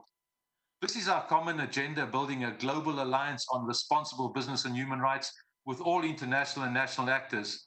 And the ILO working together with our constituents, who have already spoken to this partnership, and we are keen to scale up and present collaboration in the context of the UN GPS Plus 10 project. Thank you very much.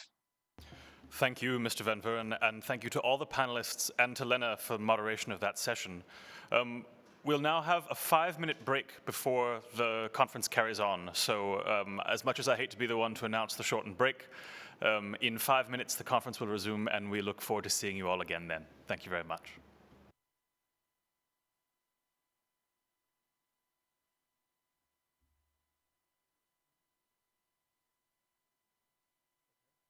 Christopher, can we check if it's working? Christopher? Dante, yeah, I can hear you. Okay, you can hear me.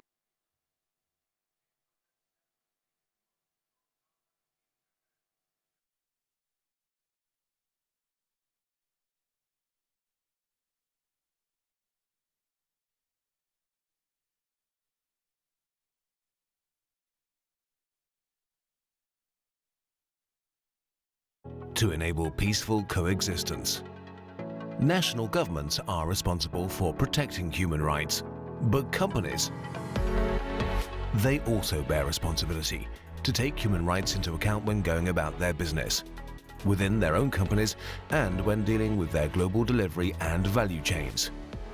A major step in this direction is the National Action Plan for Business and Human Rights, passed by the German government in 2016. The German Action Plan is part of a global movement led by the United Nations. Germany is an influential country, it's a big economy, it has solid governance and is respected around the world. So from our side, we need you to lead by example.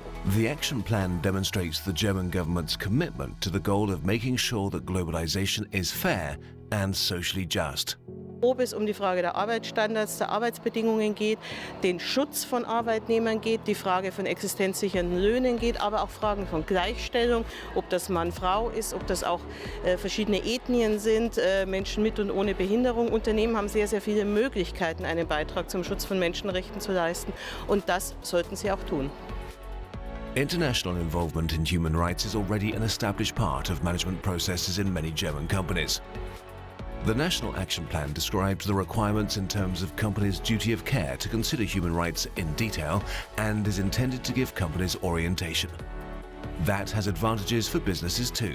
Wir können damit Risiken identifizieren, wir können damit auch korrektive Maßnahmen einleiten und wir können damit auch die Wirksamkeit prüfen.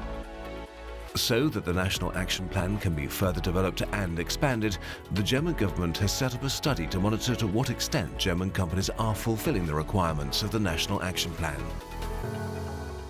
That is unique worldwide. Thanks to this study, German businesses will be able to show that Made in Germany stands not just for excellent product quality, but also responsible corporate leadership.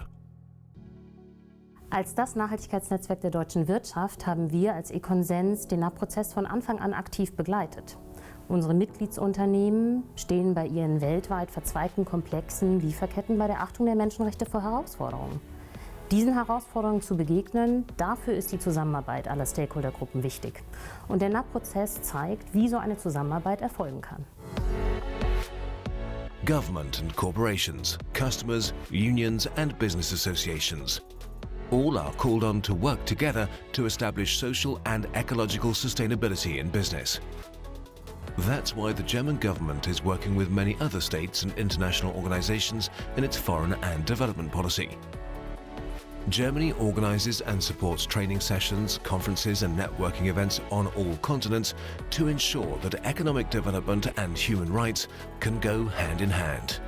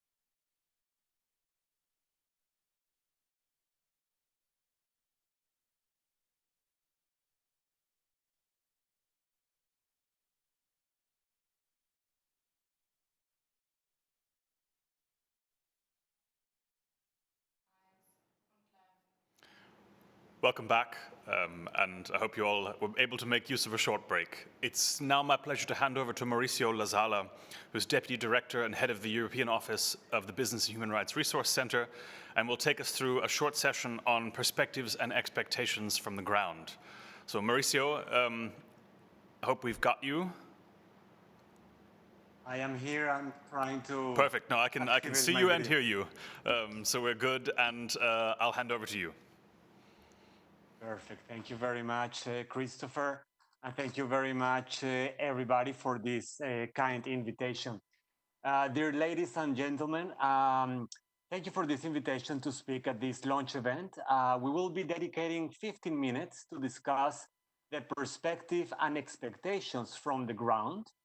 We were asked to reflect on the challenges we see from our work on the ground in advocating for business respect for people and planet, and the challenges faced by affected individuals and communities, and what we think is needed to make real progress in meeting the aspirations of the UNGPs and the Working Group project vision over the next 10 years.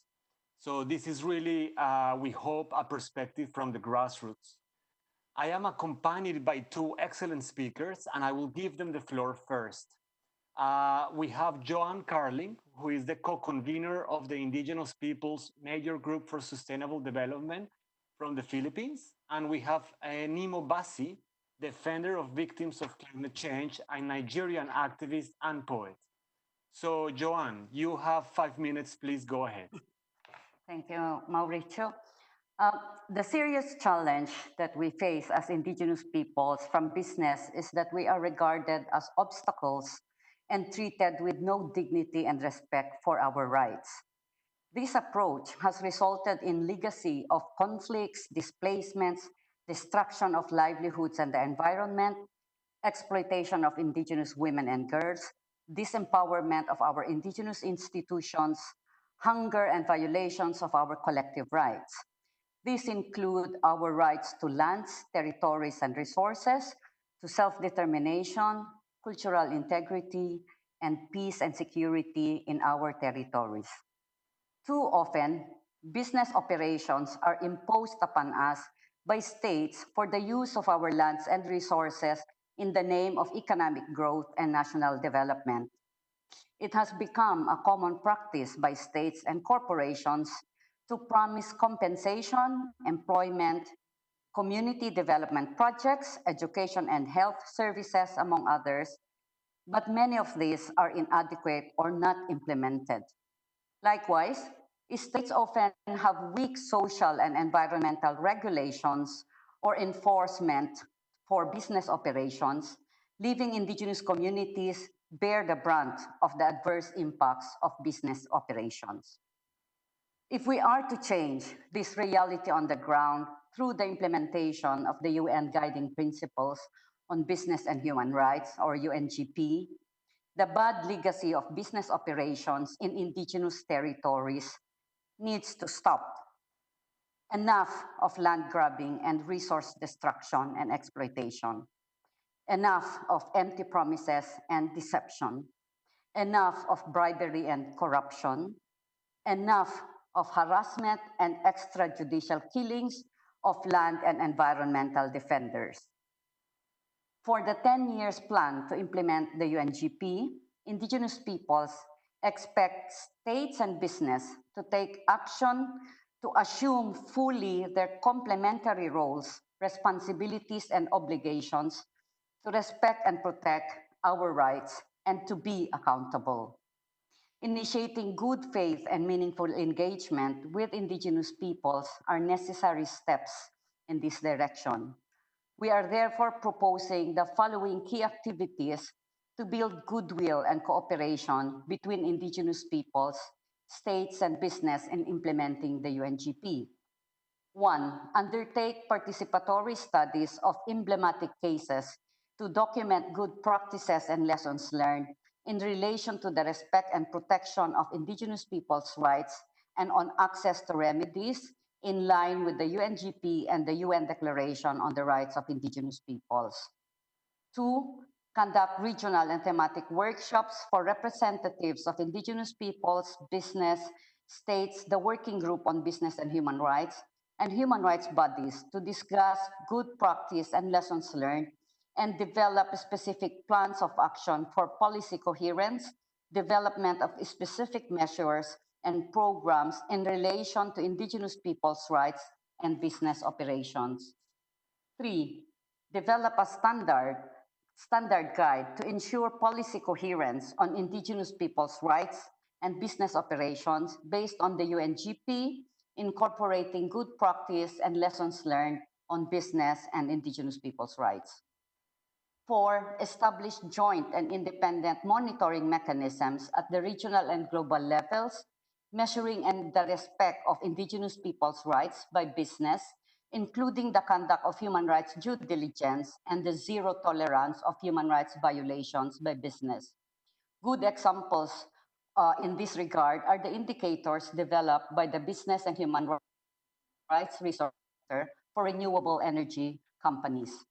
5th, establish effective redress mechanisms at the project level to be integrated in the national action plans, including the creation of independent oversight bodies with representatives of indigenous peoples at the national and corporate level.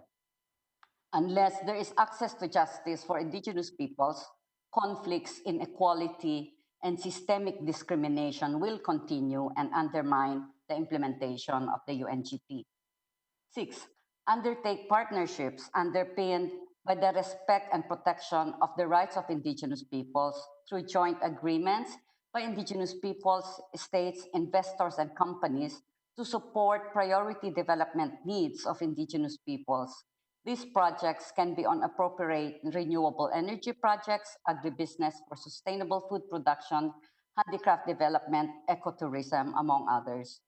To conclude, indigenous peoples deserve to be treated with respect, dignity, and rights. Let us make this a reality with the 10 years of implementation of the UNGP and the pledge of leaving no one behind on the 2030 agenda. Thank you. Thank you very much, Joanne. And now the floor is yours, Nimo. You have 5 minutes as well. Thank you. So, and thank you for that presentation. COVID-19 has heightened the need to tackle issues related to the exploitation of nature and communities and peoples. What we've seen is that although there are a lot of restrictions and a lot of responses from governments, the pandemic has neither halted impunity nor has it halted mining and oil pollutions in communities where these extractive activities are going on. Indeed, the COVID-19 has offered a cover for more exploitation. Bearing this in mind, I want to suggest that the next decade of implementation of the UN Working Group on Business and Human Rights should be a decade of strict adherence to the tenets of human rights under a binding treaty, and with the understanding that living adherence of human rights in a voluntary mode will not translate to justice for communities and peoples at the grassroots. And it would be almost like what we have now on the climate negotiations, where countries are left to nationally determine what action they will take to reduce emissions. So from experience, we know that businesses prefer situations where they can extend palliatives or tokens to communities while the reign of impunity goes on under cover of security and politicians. So the Human Rights Council adopted a resolution in 2014 towards establishing an open-ended intergovernmental working group on transnational corporations and other business enterprises. But since the adoption of that resolution, what we've seen are a number of drafts, and we don't know exactly when this treaty will come into force. Without the treaty coming into force, it will remain extremely dangerous for the poor to stand up against big corporations, against politicians, and for the demand of justice. In 2018 alone, there were about 164 environmental activists that lost their lives, and many more have lost their lives since then. Many have been threatened, many are arrested, many are incarcerated, many are tortured, just to ensure that businesses continue to reap profits on the back of the people and the misery of communities. So these incidents are tied to resistance to projects for which communities did not give free, prior, informed consent. And I think this is very different from mere consultations with communities or with people. And this should be something that the human rights group should work very strongly on. Other key entry points for impunities in our communities, which we notice that business is business or corporate capture, in the sense that we find corporations ending up writing the rules of business, writing the rules of how they operate in communities. And the United Nations really should do something about this and ensure that corporate capture is abrogated, is halted. So now, with 10 years ahead of us, if the planet is not set on fire completely, we have to work towards making the binding treaty a reality. And this would mean working to ensure that transnational cooperation becomes, the treaty becomes operational, including aspects of accountability, which is currently beyond the scope of national and international laws. And this would require that we have international courts that would be dedicated to tackling issues related to businesses, so as to ensure that new laws, for example, to tackle ecocide comes into play, because ecocide is really a gruesome crime against the planet and our peoples at the level of genocide and other unusual crimes against humanity and against nature. We also would like a situation where trade does not override human rights and the sovereignty of states. The response to COVID, for example, has not been so much providing health services for communities or for peoples, but ensuring that businesses survive, as though trade is much more important than human lives. So the negation of human rights and the elevation of trade and profit is building more devastation, increasing inequality, and reinventing colonialism in this modern age. So we need to ensure that the rights of impacted communities for reparations, for harms against them, as well as for restoration of degraded environments are promoted and enforced. And finally, I would like to put on the table that corporations and not only states should be obligated to comply with international human rights law, as well as labor codes. Because we find a lot of times corporations find ways of saying, well, what our subsidiaries are doing in other countries is not the concern of the mother corporation, mother company. They're only concerned about the profit that comes from the subsidiaries. We want a situation where there's a holistic accountability of corporations as well as those who back them in the sphere of promoting human rights in business. Thank you. Thank you very much, Nimo and Joanne. I would like to wrap up this section by congratulating the German government and the UN Working Group for this anniversary project, which is much needed as an exercise for taking stock and moving ahead better, or as Peggy said, build forward better. The UNGPs have been transformative in setting international standards that empower civil society and also leading businesses and investors, and also in setting up a new language that didn't exist really before 2011. But in their ambition, the UNGPs have also exposed a massive gap between leading governments, business, and investors, and the vast majority of laggard governments, business, and investors who are not yet there, and in many cases, not nearly there yet. So as we have heard from other speakers and my two co-panelists, there is still a vast need to further empower workers and communities, because the inequality of arms between them and business remains very large, and in many respects is getting larger still. One stark example of this is the increasing attacks against human rights defenders. Since 2015, we have recorded over 2,400 individual cases of attacks against human rights defenders working in the area of business and human rights. This is more than one attack every day, and this is just about defenders working in corporate accountability and business and human rights issues. This is not the whole universe of human rights defenders. So we can see that the picture is quite bleak, and is particularly serious in some areas of the world more than others. Probably in those that the companies linked to these attacks believe that they can get away with it. So therefore, we see that there is this need to empower, and Joanne and Nimo reminded us of the very important concept of free, prior, and informed consent, which is more often not respected than respected. That also brings the issue about the smart mix. The UN guiding principles refer to the need to have a smart mix of voluntary and mandatory measures in order to advance the field of business and human rights.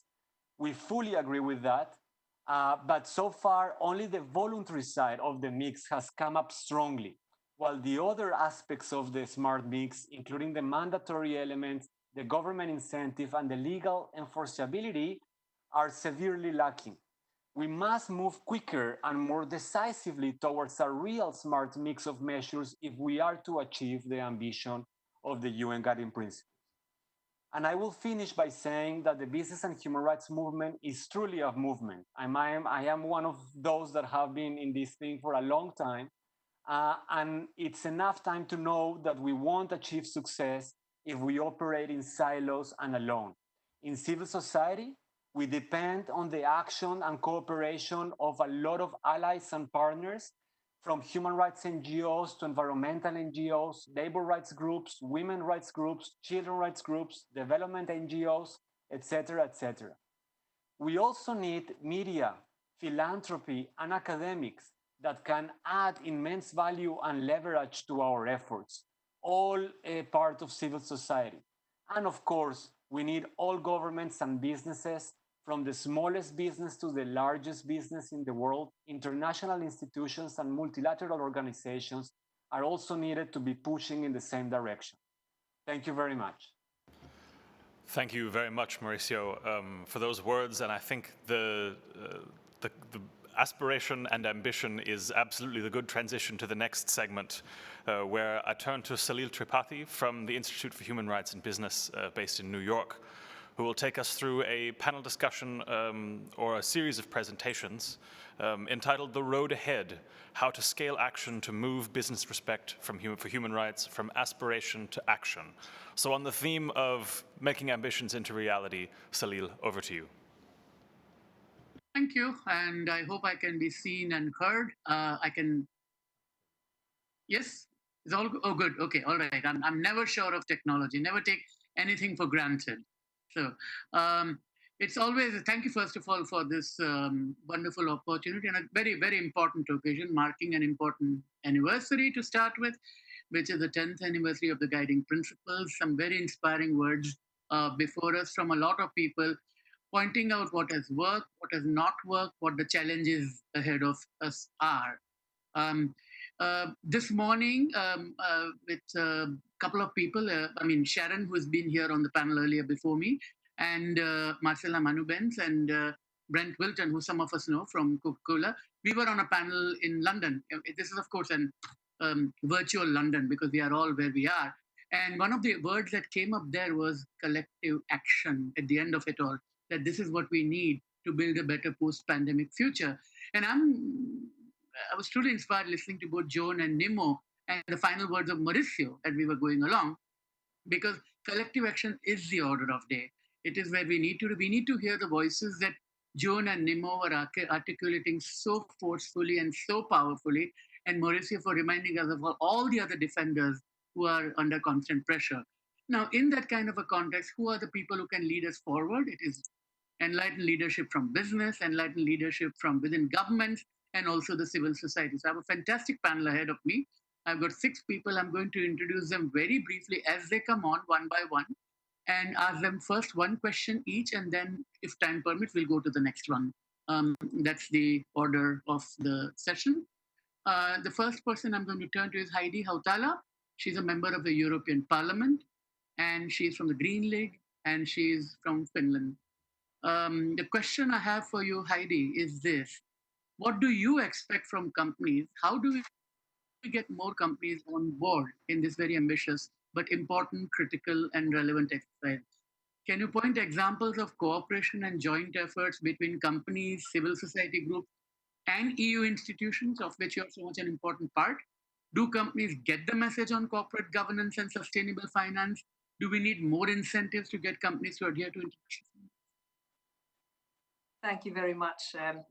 This is a great question because I really do believe that there are already very good examples on how the civil society, progressive companies, lawmakers, and other public authorities can work together with businesses. So I would like to mention two examples actually, which I hope will inspire many of you to look for new ideas. And for some time, there's been a discussion around the EU on how to make it possible for the cocoa sector to make sure that there is no child labor and no deforestation in their supply chains. And the biggest chocolate producers of the world, including Mars Wrigley, Barry Callebaut, and others, Mars, they have turned to the EU by calling for mandatory human rights and environmental due diligence, because they cannot anymore face their customers and their clients who want to be sure that there is no child labor and deforestation in the consumption of cocoa. And very recently, we managed to bring together 3 EU commissioners: Commissioner for International Partnerships, Jutta Urpilainen, Commissioner for International Trade, Phil Hogan, and Commissioner for Environment, Mr. Sinkevicius, to discuss establishing a multi-stakeholder forum to help the cocoa sector to meet their targets. And of course, this means that it's not the companies alone who can achieve this, even if there would be mandatory human rights due diligence, which there, in my assessment, will be. So they need other tools. For instance, the EU has a lot of tools to help the governments who are struggling with putting children to school instead of cocoa fields. And that's why the EU most likely will be forming partnerships with Cote d'Ivoire and Ghana in order to support these efforts, which are our common efforts. Let me mention another example, public procurement. The EU has very high standards on public procurement, but there is no mentioning of the UN guiding principles, which means that there is no duty of care, no due diligence requirement for public procurers. And this is totally illogical because we are asking private companies to be responsible. So why not politicians and public organizations who use massive taxpayers' money to procure services and products? So we managed to bring together different actors in this chain. And I'd just like to mention the latest example of a horrendous abuse of people. We need a lot of personal protection equipment to combat COVID-19. But who are the people that are actually producing the rubber gloves that are needed? In Malaysia, there's a lot of forced labor, almost like modern slavery, in those factories that are producing these products. This cannot go on. So the time has come to put in place mandatory human rights due diligence. And this is very much underway in the EU at the moment. Finnish and your FinWatch, which has done excellent work in that regard. So I just thought we should note their excellent work in this regard of what they have been doing in pointing it out to us. I now turn to Fiona Reynolds. She is the Chief Executive at the Principles for Responsible Investment. Now, this is, of course, a global initiative which is backed by the United Nations. It has, I believe, 2,000 signatories and collective funds at the disposal of these companies amount to $80 trillion, which is a lot of money, that's all I can say. But Fiona, my question to you is on what role do you see for investors? You have experience of pensions and you have experience of how funds are being administered and managed, and in particular the financial markets to ensure respect for human rights as we look at the next 10 years of UNGPs. Well, thanks. It's a pretty big question. Let me start by saying that while I think that there are some investors who are doing a great job of incorporating the UNGPs into their investment process, overall, I think that the investor community is not doing enough. I don't think that it's playing its role. I think finance is a lever that can move the entire global economy And investors have a unique role to play in investing in and fostering business practices that embed the respect for human rights.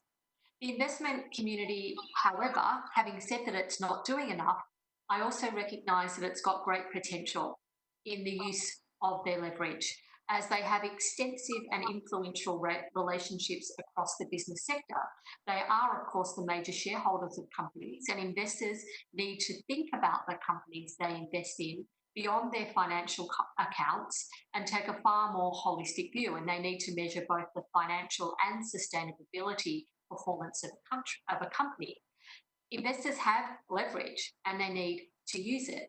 I think pleasingly, we're starting to see companies move away from a shareholder primacy mentality, which has meant that they viewed their role as only providing returns to shareholders, to taking a stakeholder perspective, which of course includes shareholders, employees, communities, suppliers, and supply chains. Investors, of course, also allocate capital globally, and how we allocate that capital and the conditions in which we allocate it under are also an extremely important tool. Every investment has an impact and an outcome in the real world, and it's up to us whether those impacts are positive or negative. And as the investment community, we need to be moving more of our investments away from the negative to the positive. Governments are increasingly looking to institutional investors to help finance an economy of the future, which is aligned with the commitments of the Paris Agreement and of the Sustainable Development Goals.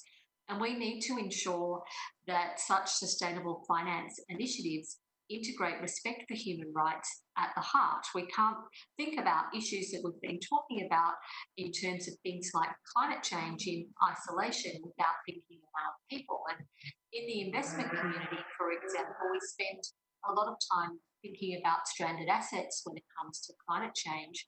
But this is just from a physical perspective, whereas people in communities are assets as well, and they can also be stranded and they need to be addressed. When we're thinking about climate, we need to come from a holistic perspective.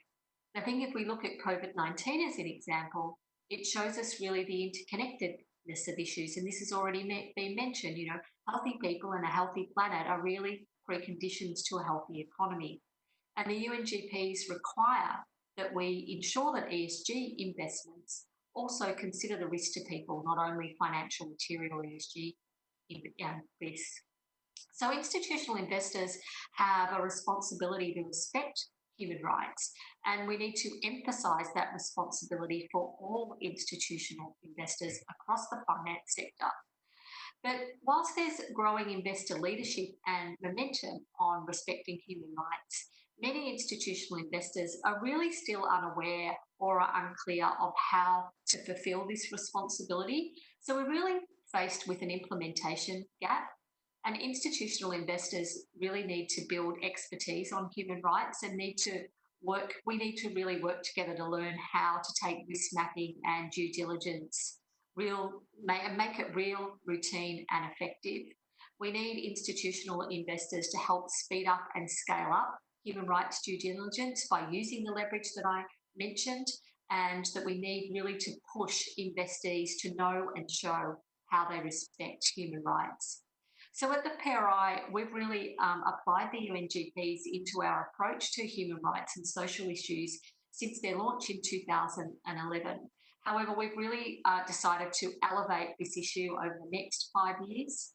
Our signatories include leaders in the field of business and human rights, but we really want the UNGPs to become mainstream among institutional investors. And later in the year, we're publishing new guidance and a new framework. We're also incorporating these issues into our reporting framework that all of our signatories must report against. So we're going to work with PRI signatories to address the collective challenges and to improve practices in the investment community. And we really look forward to working with the working group.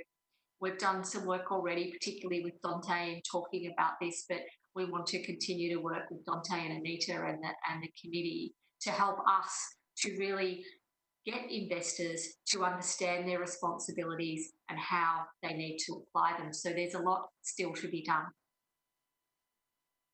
Thank you, Fiona. Thanks very much. And I'm glad you mentioned the phrase know and show when John Ruggie was on his road show, trying to build a consensus around a new framework, which led to the UN guiding principles.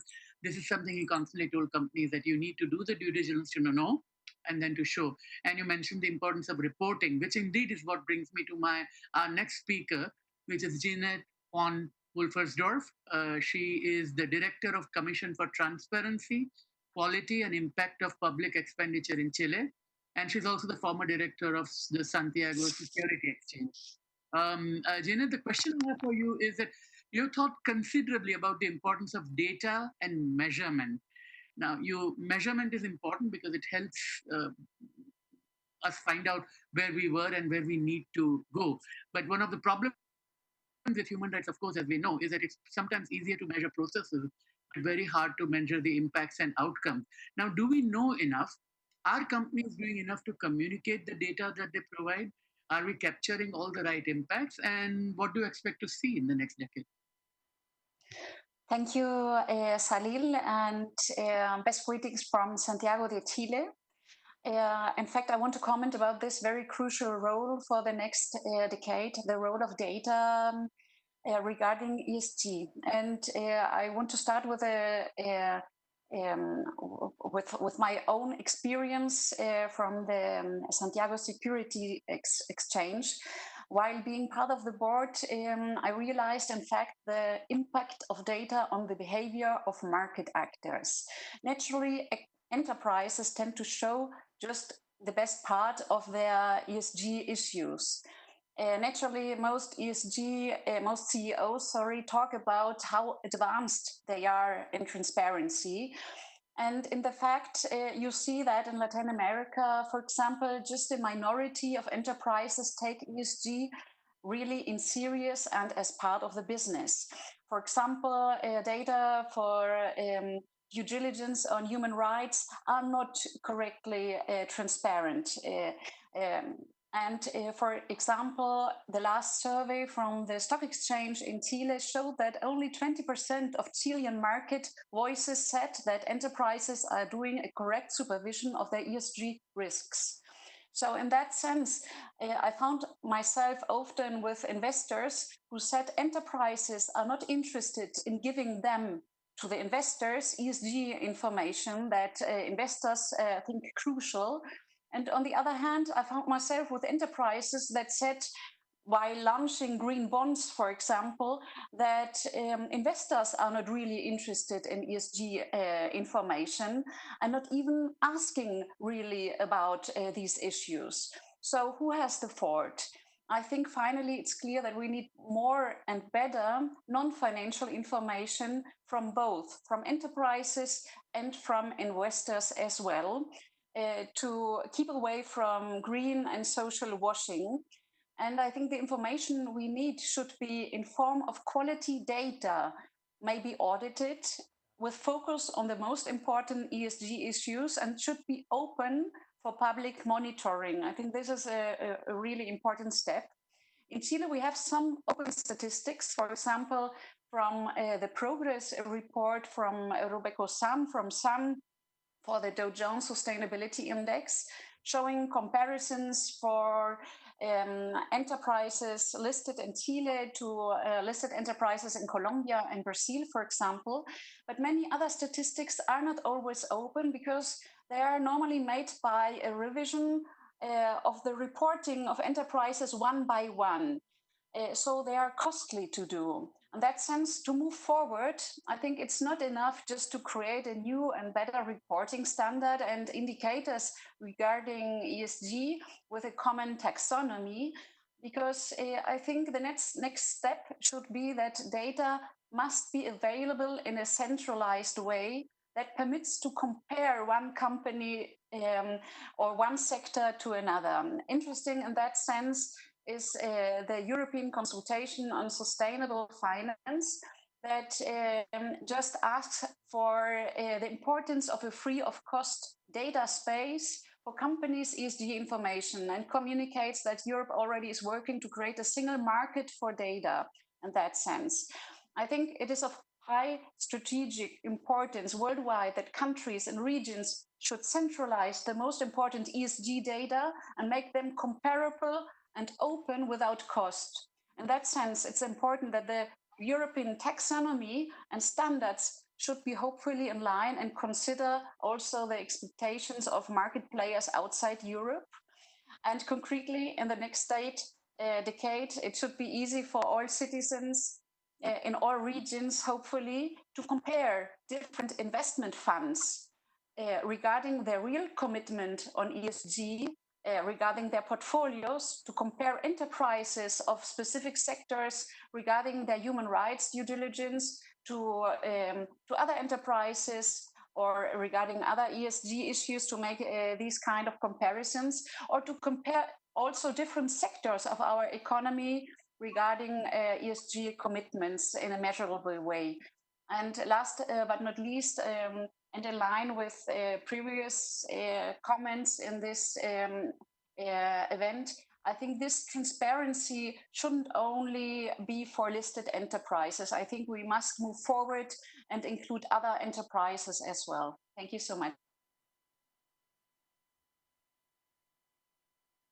For the next part that we want to get into. But before that, I think I'm really glad you mentioned about the need for cross-sector comparisons. And one of the projects that we at the Institute for Human Rights in Business have been involved with several investors and with some other NGOs is into the corporate human rights benchmark. And the idea of that corporate human rights benchmark is to measure what companies are saying they are doing. But of course, the problem with all these is that companies are very good. It's very easy to compare what they are saying.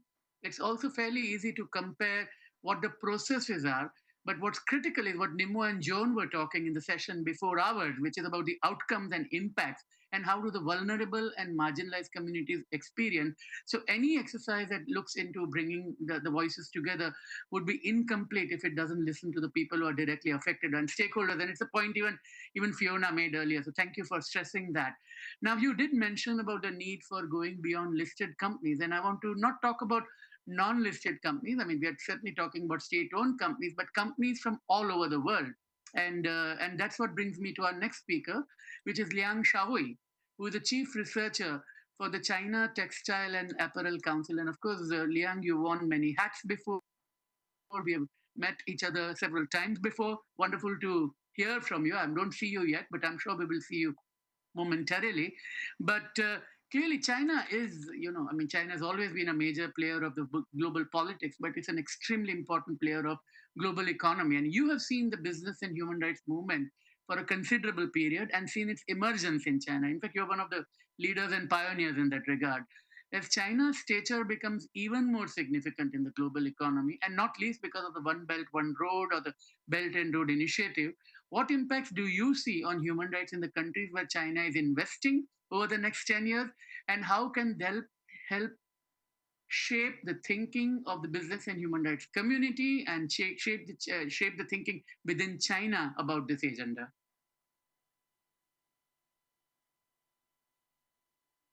Can you hear me? Excuse me, can you hear me?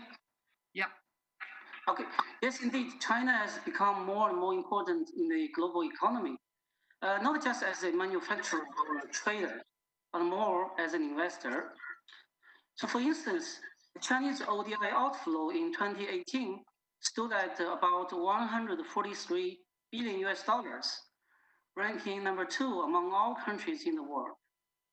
And then by the end of 2018, 27,000 Chinese enterprises have established 43,000 overseas subsidiaries and branches in 188 countries and regions. And they have now overall employment of 3.6 million, and 52.2% of them, that is 1.88 million, are non-Chinese nationals. And with this growing global presence, Chinese overseas business has presented enormous social and environmental impacts, both positive and negative, of course. On the one hand, for instance, the Chinese overseas investment has created millions of jobs for local communities and has upgraded infrastructures and transferred the technologies to enhance better life and livelihood for local people. I would like to point out at this stage that with the COVID-19 pandemic spreading, jobs, infrastructures, including healthcare infrastructure, and technologies have become more and more important than ever. On the other hand, Chinese overseas businesses now face more and more challenges in critical issues such as labor and human rights, community and stakeholder engagement, and business localization. Especially if we look at the regional and sectorial distributions of the Chinese ODI, such challenges may come at a very large scale. For instance, by the end of 2018, over 86% of the Chinese ODI stock is vested in Asian, Latin American, and African regions. And about 40% of the Chinese ODI stock went to such complex and labor and resource-intensive sectors as retailing, ICT, manufacturing, mining, and infrastructure. So I think the task for the Chinese businesses and the government in the next decade is very clear, which is to mitigate and prevent negative impacts of the Chinese overseas investment and increase and upscale the positive ones. The good news is both the Chinese government and the Chinese businesses have a clear understanding of this task and have already acted accordingly. For example, last April, the joint communique released after the Leaders' Roundtable of the Second Belt and Road Forum for International Cooperation states that, I quote here, "We call on all market players in the Belt and Road cooperation to fulfill their corporate social responsibility and follow the principles of the UN Global Compact," end of quote. And in the past decade, since the adoption of the UNGPs, a series of government policies have formulated to stress the fundamental importance of social and environmental due diligence in overseas investment, which is following the thinking of the UNGPs. Meanwhile, the UNGPs have been the core reference for sectoral CSR or sustainable investment guidelines and standards, from textile and garment, infrastructure, to mining and ICT. Therefore, I believe in the next decade, the policies and the practices of Chinese government and business will be further enhanced and upscaled so as to realize the aspirations of the UNGPs. Thank you. Very much, Awe. That was very, very interesting to hear, and about where things are headed and how, what kind of a role we can expect from China as we go along. And it's a good, another neat segue here is because our next speaker is going to talk about how the global approaches to human rights and business can be taken beyond the comfort zones, beyond the places where it is talked about, to other parts of the world. And of course, I have in mind the Global Business Initiative on Human Rights, whose chief executive, Ron Popper, will be speaking to us next. Global Business Initiative Human Rights, of course, comprises of 21 companies from Europe, the Americas, and Asia. And they are kind of, I wouldn't call it a mission, but yes, I mean, one of the major goals is to take the business and human rights agenda and make sure that it reaches where companies have a presence felt, make sure that the companies' policies that are at the headquarters are implemented and understood and practiced everywhere. And that's where, that's what GBI does. So Ron, reflecting on that and about the role that you have played in taking the agenda around the world, will you be doing more of that as we go along? And which are the themes or issues on which it is possible to build consensus? And how do we deal with the challenge that the movement has always had, that it's large companies that sign on to principles, but taking it down toward the smaller and medium enterprises remain the challenge as we look at the next 10 years? Thank you, Salil. A pleasure to be part of this conversation today. And thank you to the German presidency of the EU and the working group for setting up this event. As a business-led organization across many sectors, the Global Business Initiative on Human Rights has focused for more than 10 years on corporate respect for human rights, And this work has included regular exchanges with practitioners in companies, as you say, Salil, in many parts of the world. In recent years, we've focused our external engagement on Brazil, India, and Southeast Asia, listening, learning, exchanging, and teaching from business to business, translating and hopefully demystifying human rights in corporate language. In the past couple of years, we've noted some significant developments which point to the road ahead and some of the ways of mainstreaming respect for human rights. And I'd like to focus my remarks on that. One is there is an increasing and clearly increasing pull from business in the areas we're focusing on. Many of the larger corporations have gone beyond the why and are hungry for the how, and are indeed implementing respect for human rights, often in very difficult contexts. Two, we've also noted that the apparent continuing disconnect between head office policy pronouncements and local implementation, particularly on issues such as working with affected communities. So it's hardly surprising then that we at the GBI believe that corporates and indeed all actors need to redouble our efforts to scale up implementation at a local and a national level. A key focus must continue to be working with supply chains. The current crises, COVID, the economic crisis, etc., have not just highlighted different vulnerabilities, but they've also brought into stark relief what constitutes good or poor corporate behavior towards suppliers. So increased focus on improving supply chain performance is not just only one of our areas of focus and needs to be for actually all actors, but it's also one of the ways in which corporates can influence the work and behavior of SMEs. For me, that's a key point. There will be an increasing amount of hard law surrounding corporate practice on human rights. Personally speaking, I welcome this. I think it's overdue. The smart mix is becoming and has to become smarter to accelerate change. Understanding the implications in extended value chains involves a very large piece of work in all geographies. All companies will need to do rather better to understand not just stakeholder expectations of them, but of their growing obligations.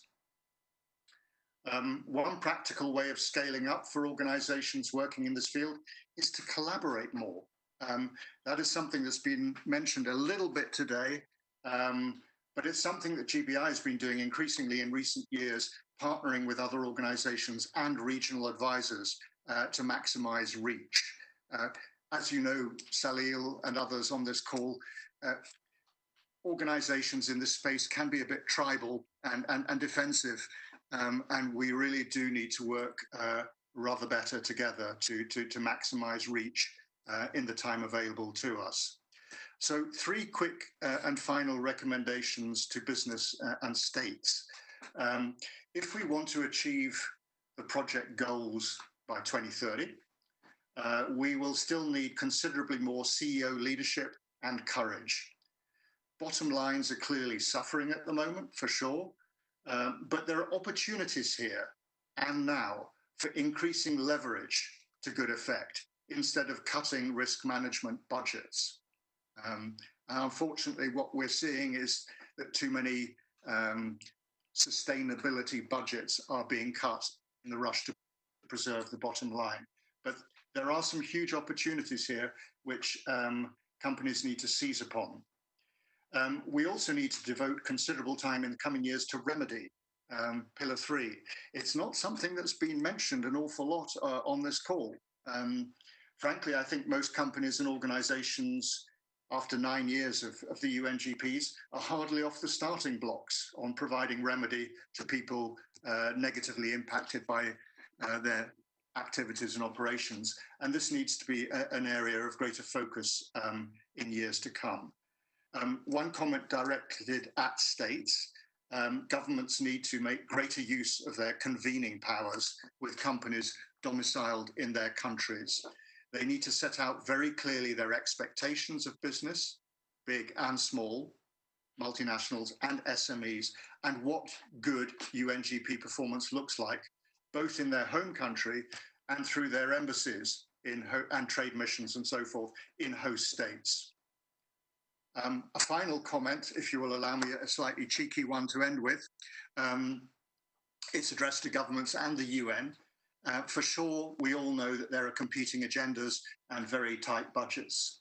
But if we're serious about making this UNGP +10 project work well and wish to speed up implementation, then please, please, please fund these efforts and those leading the work appropriately. Thank you, Salil. Salil, I'm afraid you'll have to turn your microphone. There we are. Good. On. Can you hear me? Can you hear me? Oh, good, good. No, I just said amen to that. That's what I was saying. I mean, because that's a call. Who can say no to? And when Ron says that, of course, entirely agree on that. But I think I'm glad you mentioned the remedy part, because the part of the remedy, of course, is that a solution need not be thought up and innovated and implemented upon at the headquarters, or again, to use that bubble of Geneva, London, New York, Berlin, and so on. It needs to listen to the communities and the stakeholders and the victims. We heard from some of them, and we are now going to listen to one of the dimensions of human rights, which in a way are easy to understand for companies: economic, social, and cultural rights.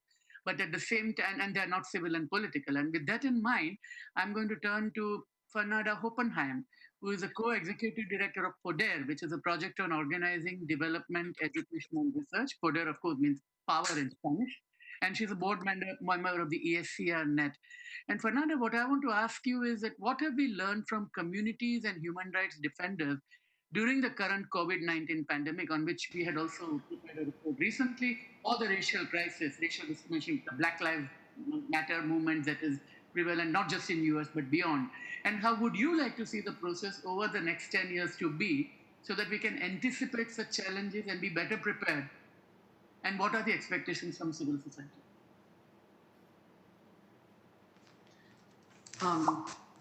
Thank you very much, Salil, and thank you to the organizers for the opportunity to be here with you today. I hope you can hear me okay. Greetings from warm Mexico City.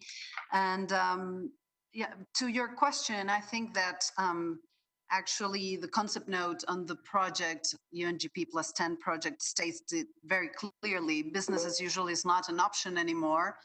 And I guess the COVID crisis has made even more evident the prevailing inequalities and the systemic injustice, but has also exposed corporate abuse, for example, of labor rights, as someone mentioned earlier, and also corporate capture in the form of lobbying to protect profit over people's health and even people's lives.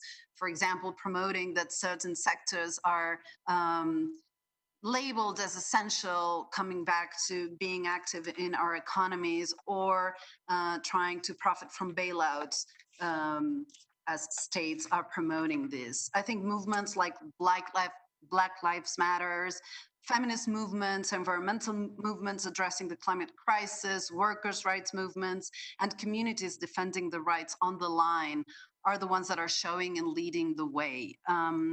There is an urgent need, this is very evident, to change this system and also to balance power. We must challenge this huge imbalances of power and these privileges. We must reinvent the normal, for sure, what normal is. And I think the business and human rights agenda should be part of this, and being part of this momentum. For sure, voluntary measures have fallen short. Implementation has been, as my colleague Joseph Wild mentioned, at best poor. And states are still failing to protect human rights and human rights defenders and the rights from local communities and the environment. And corporations continue to abuse and continue to act with impunity. Communities and social movements around the world are pushing for mandatory measures like the binding treaty, but also due diligence laws and regulations. And I think this must be considered in building the agenda for the next 10 years in terms of business and human rights. Of course, prevention and the do no harm principle should guide all actions, but also, as mentioned just now, access to remedy, and I'm going to stress access to justice for victims must be guaranteed, and corporate impunity must end. I think this 10 coming years are key and essential to really dismantle this architecture of impunity in the corporate sector and strengthen the capacities of states to be the, as duty bearers, the ones that are guaranteeing our human rights. Engaging directly, of course, affected communities and human rights defenders is essential to build this 10-year plan. Also, I think raising awareness and engaging institutional investors, as one of our colleagues mentioned earlier, should also be a priority, because it's not only business as usual that it's unacceptable, but investment as usual, it's also unacceptable. And I think these are the things we should be challenging and changing. So, I mean, this time calls certainly for creative minds to think about alternative models, hopefully grounded on participatory economies and human rights principles. And I think the expectation from the civil society actors is that the voices from human rights defenders, the voices from social movements, the voices from communities, certainly from the academia that have much to contribute to these processes, and from civil society organizations, particularly from the global south. And I must say we're underrepresented in this event today, are at the heart of this UNGP Plus 10 project, are heard and are also shaping the agenda and playing as an important role as states and businesses. So I hope all of this kind of comes together and paves the way for the next 10 years of the BHR agenda. Thank you very much, Fernanda, and thank you to Salil and all the panelists for your contribution to that last round of comments. So we're now going to go back to the working group and take a round of questions and answers that we've collected from the large number of useful questions and comments we've received from all of you during the course of this event. So unfortunately, time won't permit us to answer every question, but every question, even the ones we aren't able to address on air today, will go toward informing the project and will be taken into consideration moving forward. So I'm going to turn back to Anita Ramasastry, chair of the working group, and to Dante Pesce, vice chair of the working group. And I'm told we can see and hear them both now, which is a welcome improvement. And the first question from the ones that have been submitted over the course of the event goes to Dante. And that question is that if we believe that what gets measured gets done, then what's a way that we can define targets or indicators that measure actual improvements beyond just the most severe cases, that actually measure social improvements as a result of companies' due diligence processes? Well, I hope now you can hear me. Yeah, good. This project that we're launching today, it's aimed to build momentum towards June 2021, when we're going to celebrate the first 10 years and launch the roadmap into the future. And as part of this process, we are having consultations with different benchmark-related institutions, from market analysts to investors to benchmarking initiatives like the Investor Alliance or others. And we want to build a number of actionables towards June 2021 that can be linked to targets, that can be linked to goals, and hopefully can be linked to KPIs and specific indicators. So we cannot overpromise, so we are not sure that we will be able to deliver, but at least we're having a meaningful conversation with the institutions that actually can do that work, and also the dialogue with the EU on taxonomy, and hopefully a future taxonomy that has a stronger component on the S of ESG or the human rights piece of it. So as I said, we cannot overpromise, but our goal is to be able to move into actionables, into a range of potential activities, but as much as we can, link to objectives, targets, and indicators. Okay, thank you very much. We've got another question about the role of the state. And the question is that whether the project will include a work stream on public procurement as a key element of building back better, as they say. Picking up some of the comments of the African participants, how do we address the constraints on states' policy spaces that come from trade and investment frameworks? Yes, well, that's another question for me, clearly. Well, from the working group side, we have been pushing policy coherence as a must need. We need to interconnect policies. We need to make them work together to be more effective and to reach farther and deeper. Part of policy coherence is the state as an economic actor and leading by example.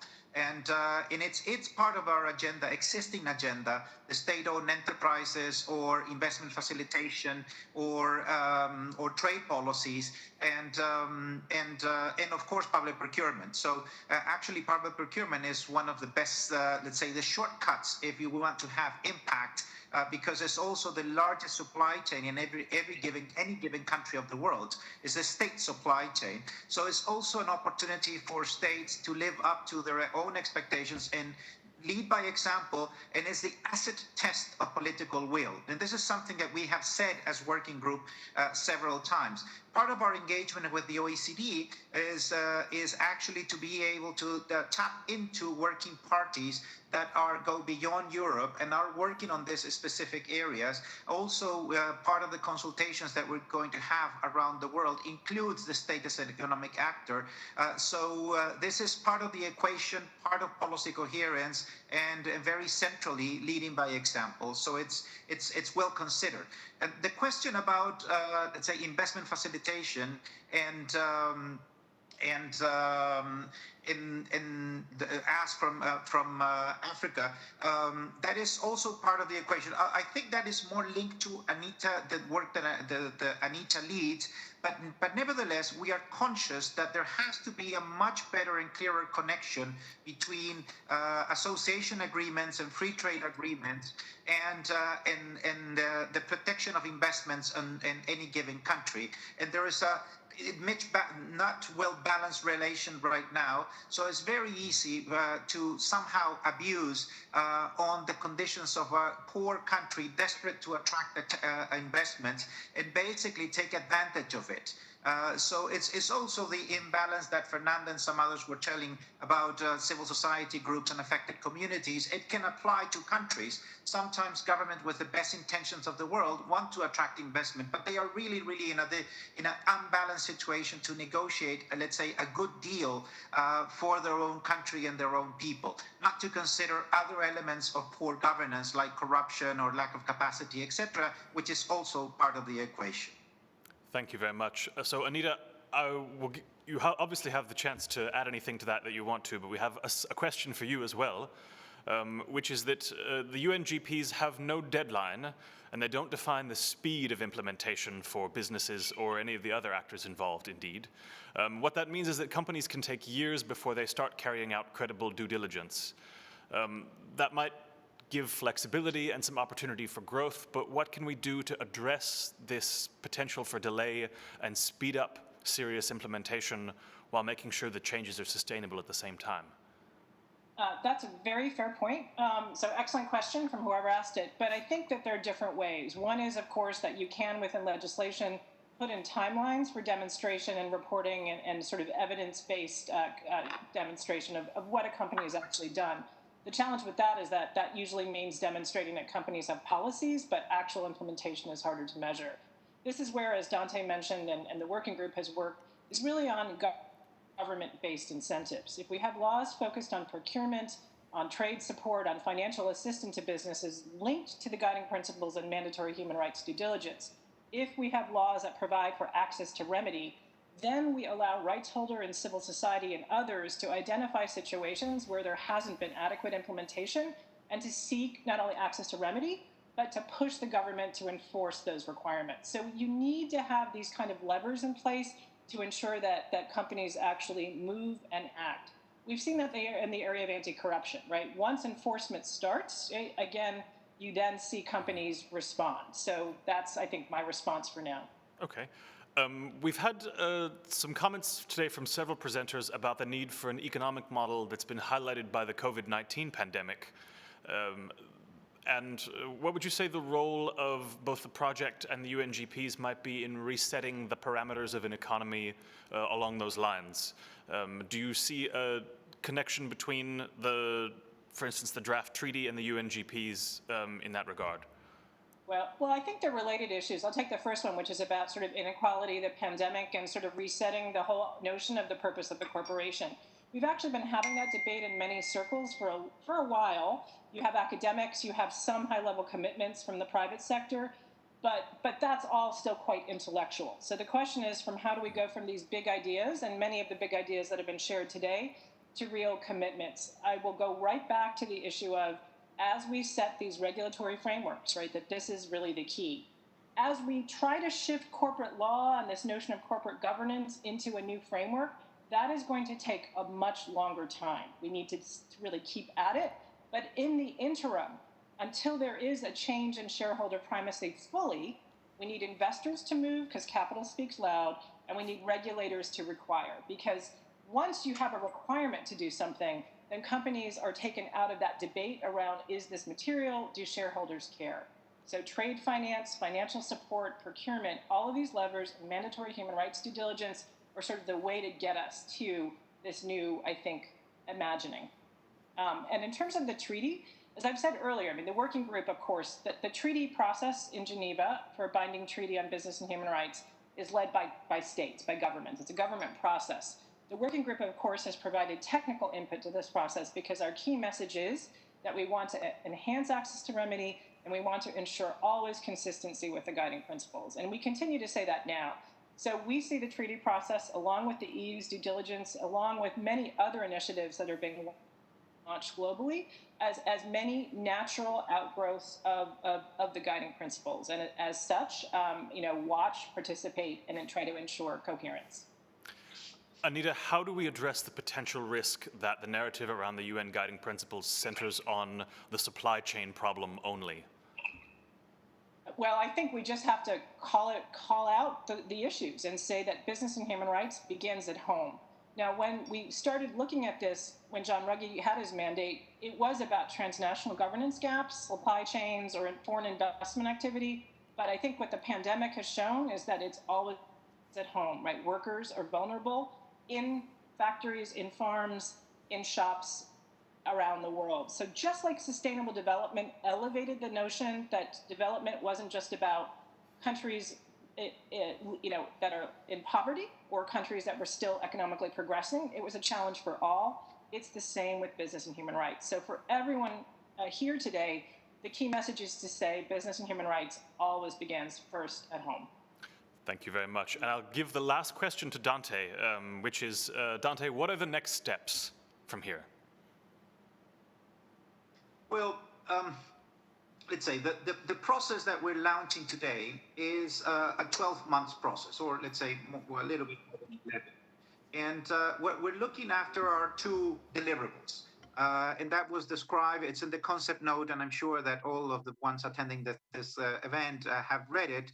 But we have two deliverables. One is the stock-taking exercise, and then the roadmap into the next decade and beyond. And they have a number of elements within them. We're looking after harmonization of narrative expectations. We're looking after a greater level of coherence. We know that we have pockets of excellence, but we want to grow from the pioneers to mainstream. We're looking at all our existing reports of country visits or thematic reports, all the lessons from our forums, but also from others experts beyond our own working group that can provide the evidence that we need to understand where are we, what recommendations have been made, how to consolidate the knowledge that we have, which is very rich in order to be the starting point. We're also planning a number of consultations. And a number of consultations and engaging with stakeholders, and hopefully as much as possible in local language, or providing adequate interpretation in all regions of the world in a very balanced manner. from all stakeholders, including the underfunded ones, but also north, south, east, west. So we want to have a good picture of what this conversation looks like with different flavors and perspectives from all around the world. We want to learn from what has been working, but also from what has not been working. And part of the exercise today is a good example of the value of listening. Anita and I and our support team, we don't know better than the affected communities of what has not been working locally and what are the local reasonable expectations. But also we don't know better than the practitioners. And so we're turning into the practitioners around the world to listen to them and basically capture the lessons. So we want to suggest and propose looking forward, so the solutions based on evidence. Solutions that are ambitious and at the same time doable or pragmatic, that can build on top of what is actually working. We also need and we want to be innovators. In the high end, how can we push the boundaries of the companies that are performing better, but also how can we go into that sexy issues like the SMEs or the informal economy or even the illegal economy in all across the world. So we will like that our conclusions can reflect in a fair way, in a balanced manner, the perspective of the different stakeholders, but also the different parts of the world. So we will be building momentum towards June 2021. And the momentum is around celebrating the achievements and the goals. The target date is 16th of June 2021, with the 10th anniversary in itself. But then the launching of this new vision and ambition. And we hope that this roadmap can actually be an umbrella roadmap in which many institutions can be comfortable inside to play their own individual role, to raise the expectation, their own ambition, to link their ambition to goals and targets and hopefully indicators, but do it in a much more collective approach in order to do it in an alliance in which we can all get farther and deeper. So those are our plans. We have a specific, let's say, activities lining up during the rest of this year, the first half of next year, of course, around our forum in November in Geneva, which is going to be virtual, but we're going to dedicate quite a bit of time to this project and the different aspects. We're also planning a big consultation in New York in February, and also in Geneva in February. And later on in June, we will do this launching and this exercise of celebration and renewing our ambition into the future. We thank many of the attendants to this event today that have expressed a lot of interest in engaging with us. And we're planning to co-organize events, but we're also facilitating self-organized consultations with guidance from us, with key questions in order to have a structured process of collecting the data, the information, and the knowledge of where we are right now, the stock taking, and that will be wrapped up during February. And then spend the next 2-3 months into the roadmap construction and growing our collective ambition, and then within that collective ambition, the individual role that each one can play. Of course, we don't expect to satisfy all the expectations from everyone, and we don't think that this is going to be an exercise that will, let's say, solve all the pending problems and will, let's say, resolve all the issues of the world. But at least we're giving it a try. And we're very happy, actually, that today we were able, everyone that was invited to participate in this launching event accepted the invitation. Plus, we got our door knocked by many others that we were not, let's say, it was not top of mind for us to get them on board, that has asked us to find means and ways for engaging. So the Business and Human Rights Resource Center is going to be playing a very important role in disseminating all the work that we're doing, and we're planning all the events, side events, co-organized ones, etc. So that's, say, and I assume that almost all of you are in the distribution list.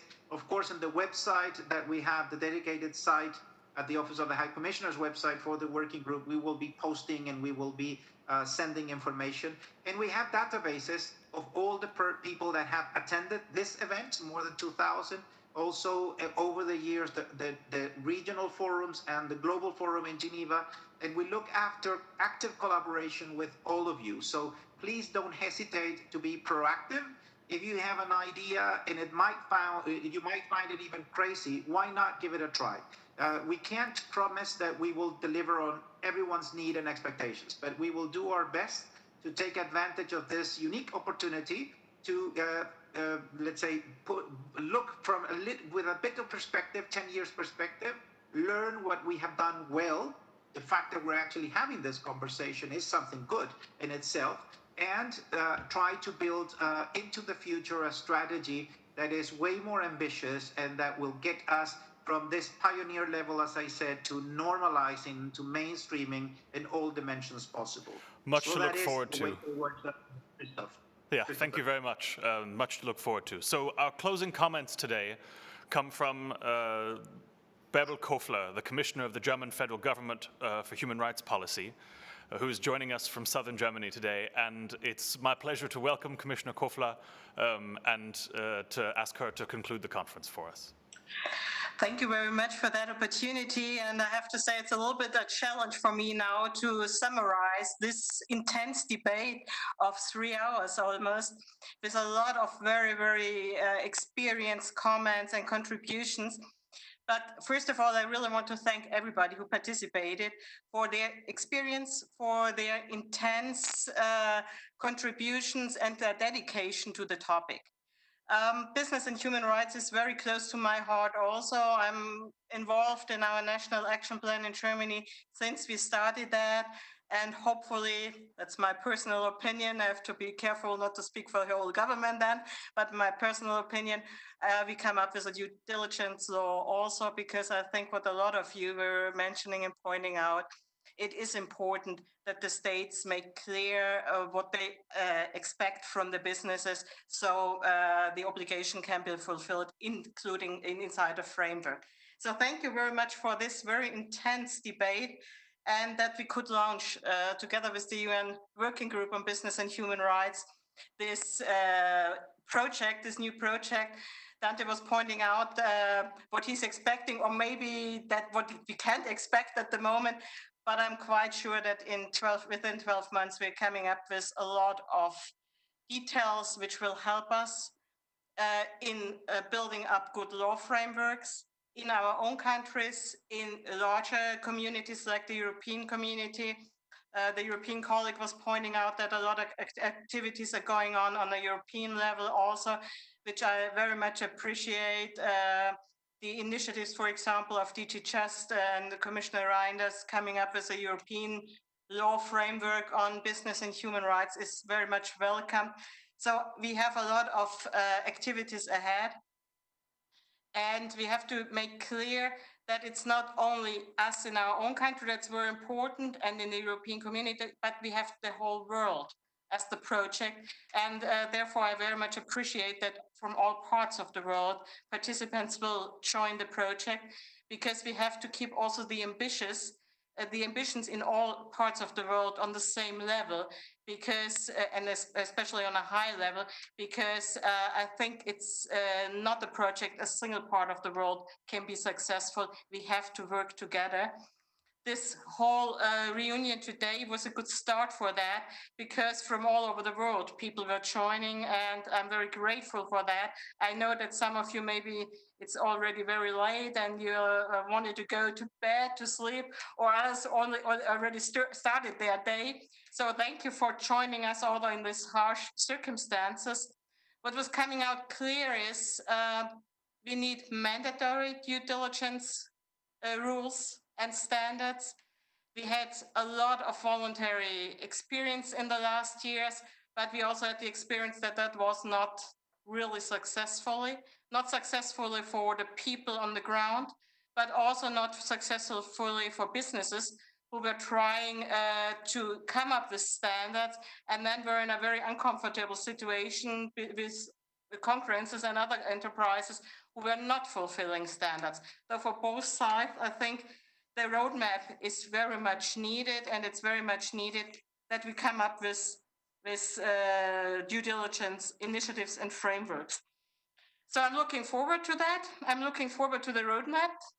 I'm looking forward to the next events in Geneva and in New York. I wish everyone the best here from the south of Germany. And hopefully we see and debate this topic in another round like that again. We have, I think, the chance and the unique chance in this multilateral communication to keep together and really work together as a whole world on a very, very important project. And it shows also that we are showing a sense of global responsibility. And I think that is very important, that we really all stick to this responsibility we have for our planet, but also for every human being on this planet.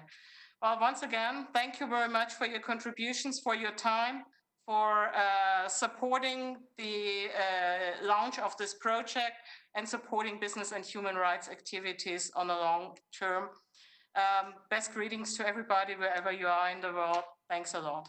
Bye. The very last thing to say here from the Foreign Ministry in Berlin is a thank you to the staffs of the Foreign Ministry and the UN Working Group who've made this conference possible. A thank you to all of you for seeing it through to the end, and to say that a recording of the conference and a summary document will be available on the conference website, ungps10plus.org, as soon as we can possibly get them up. And I wish you, as I began today, a good morning, good evening, good night, wherever you are in the world. Thank you very much.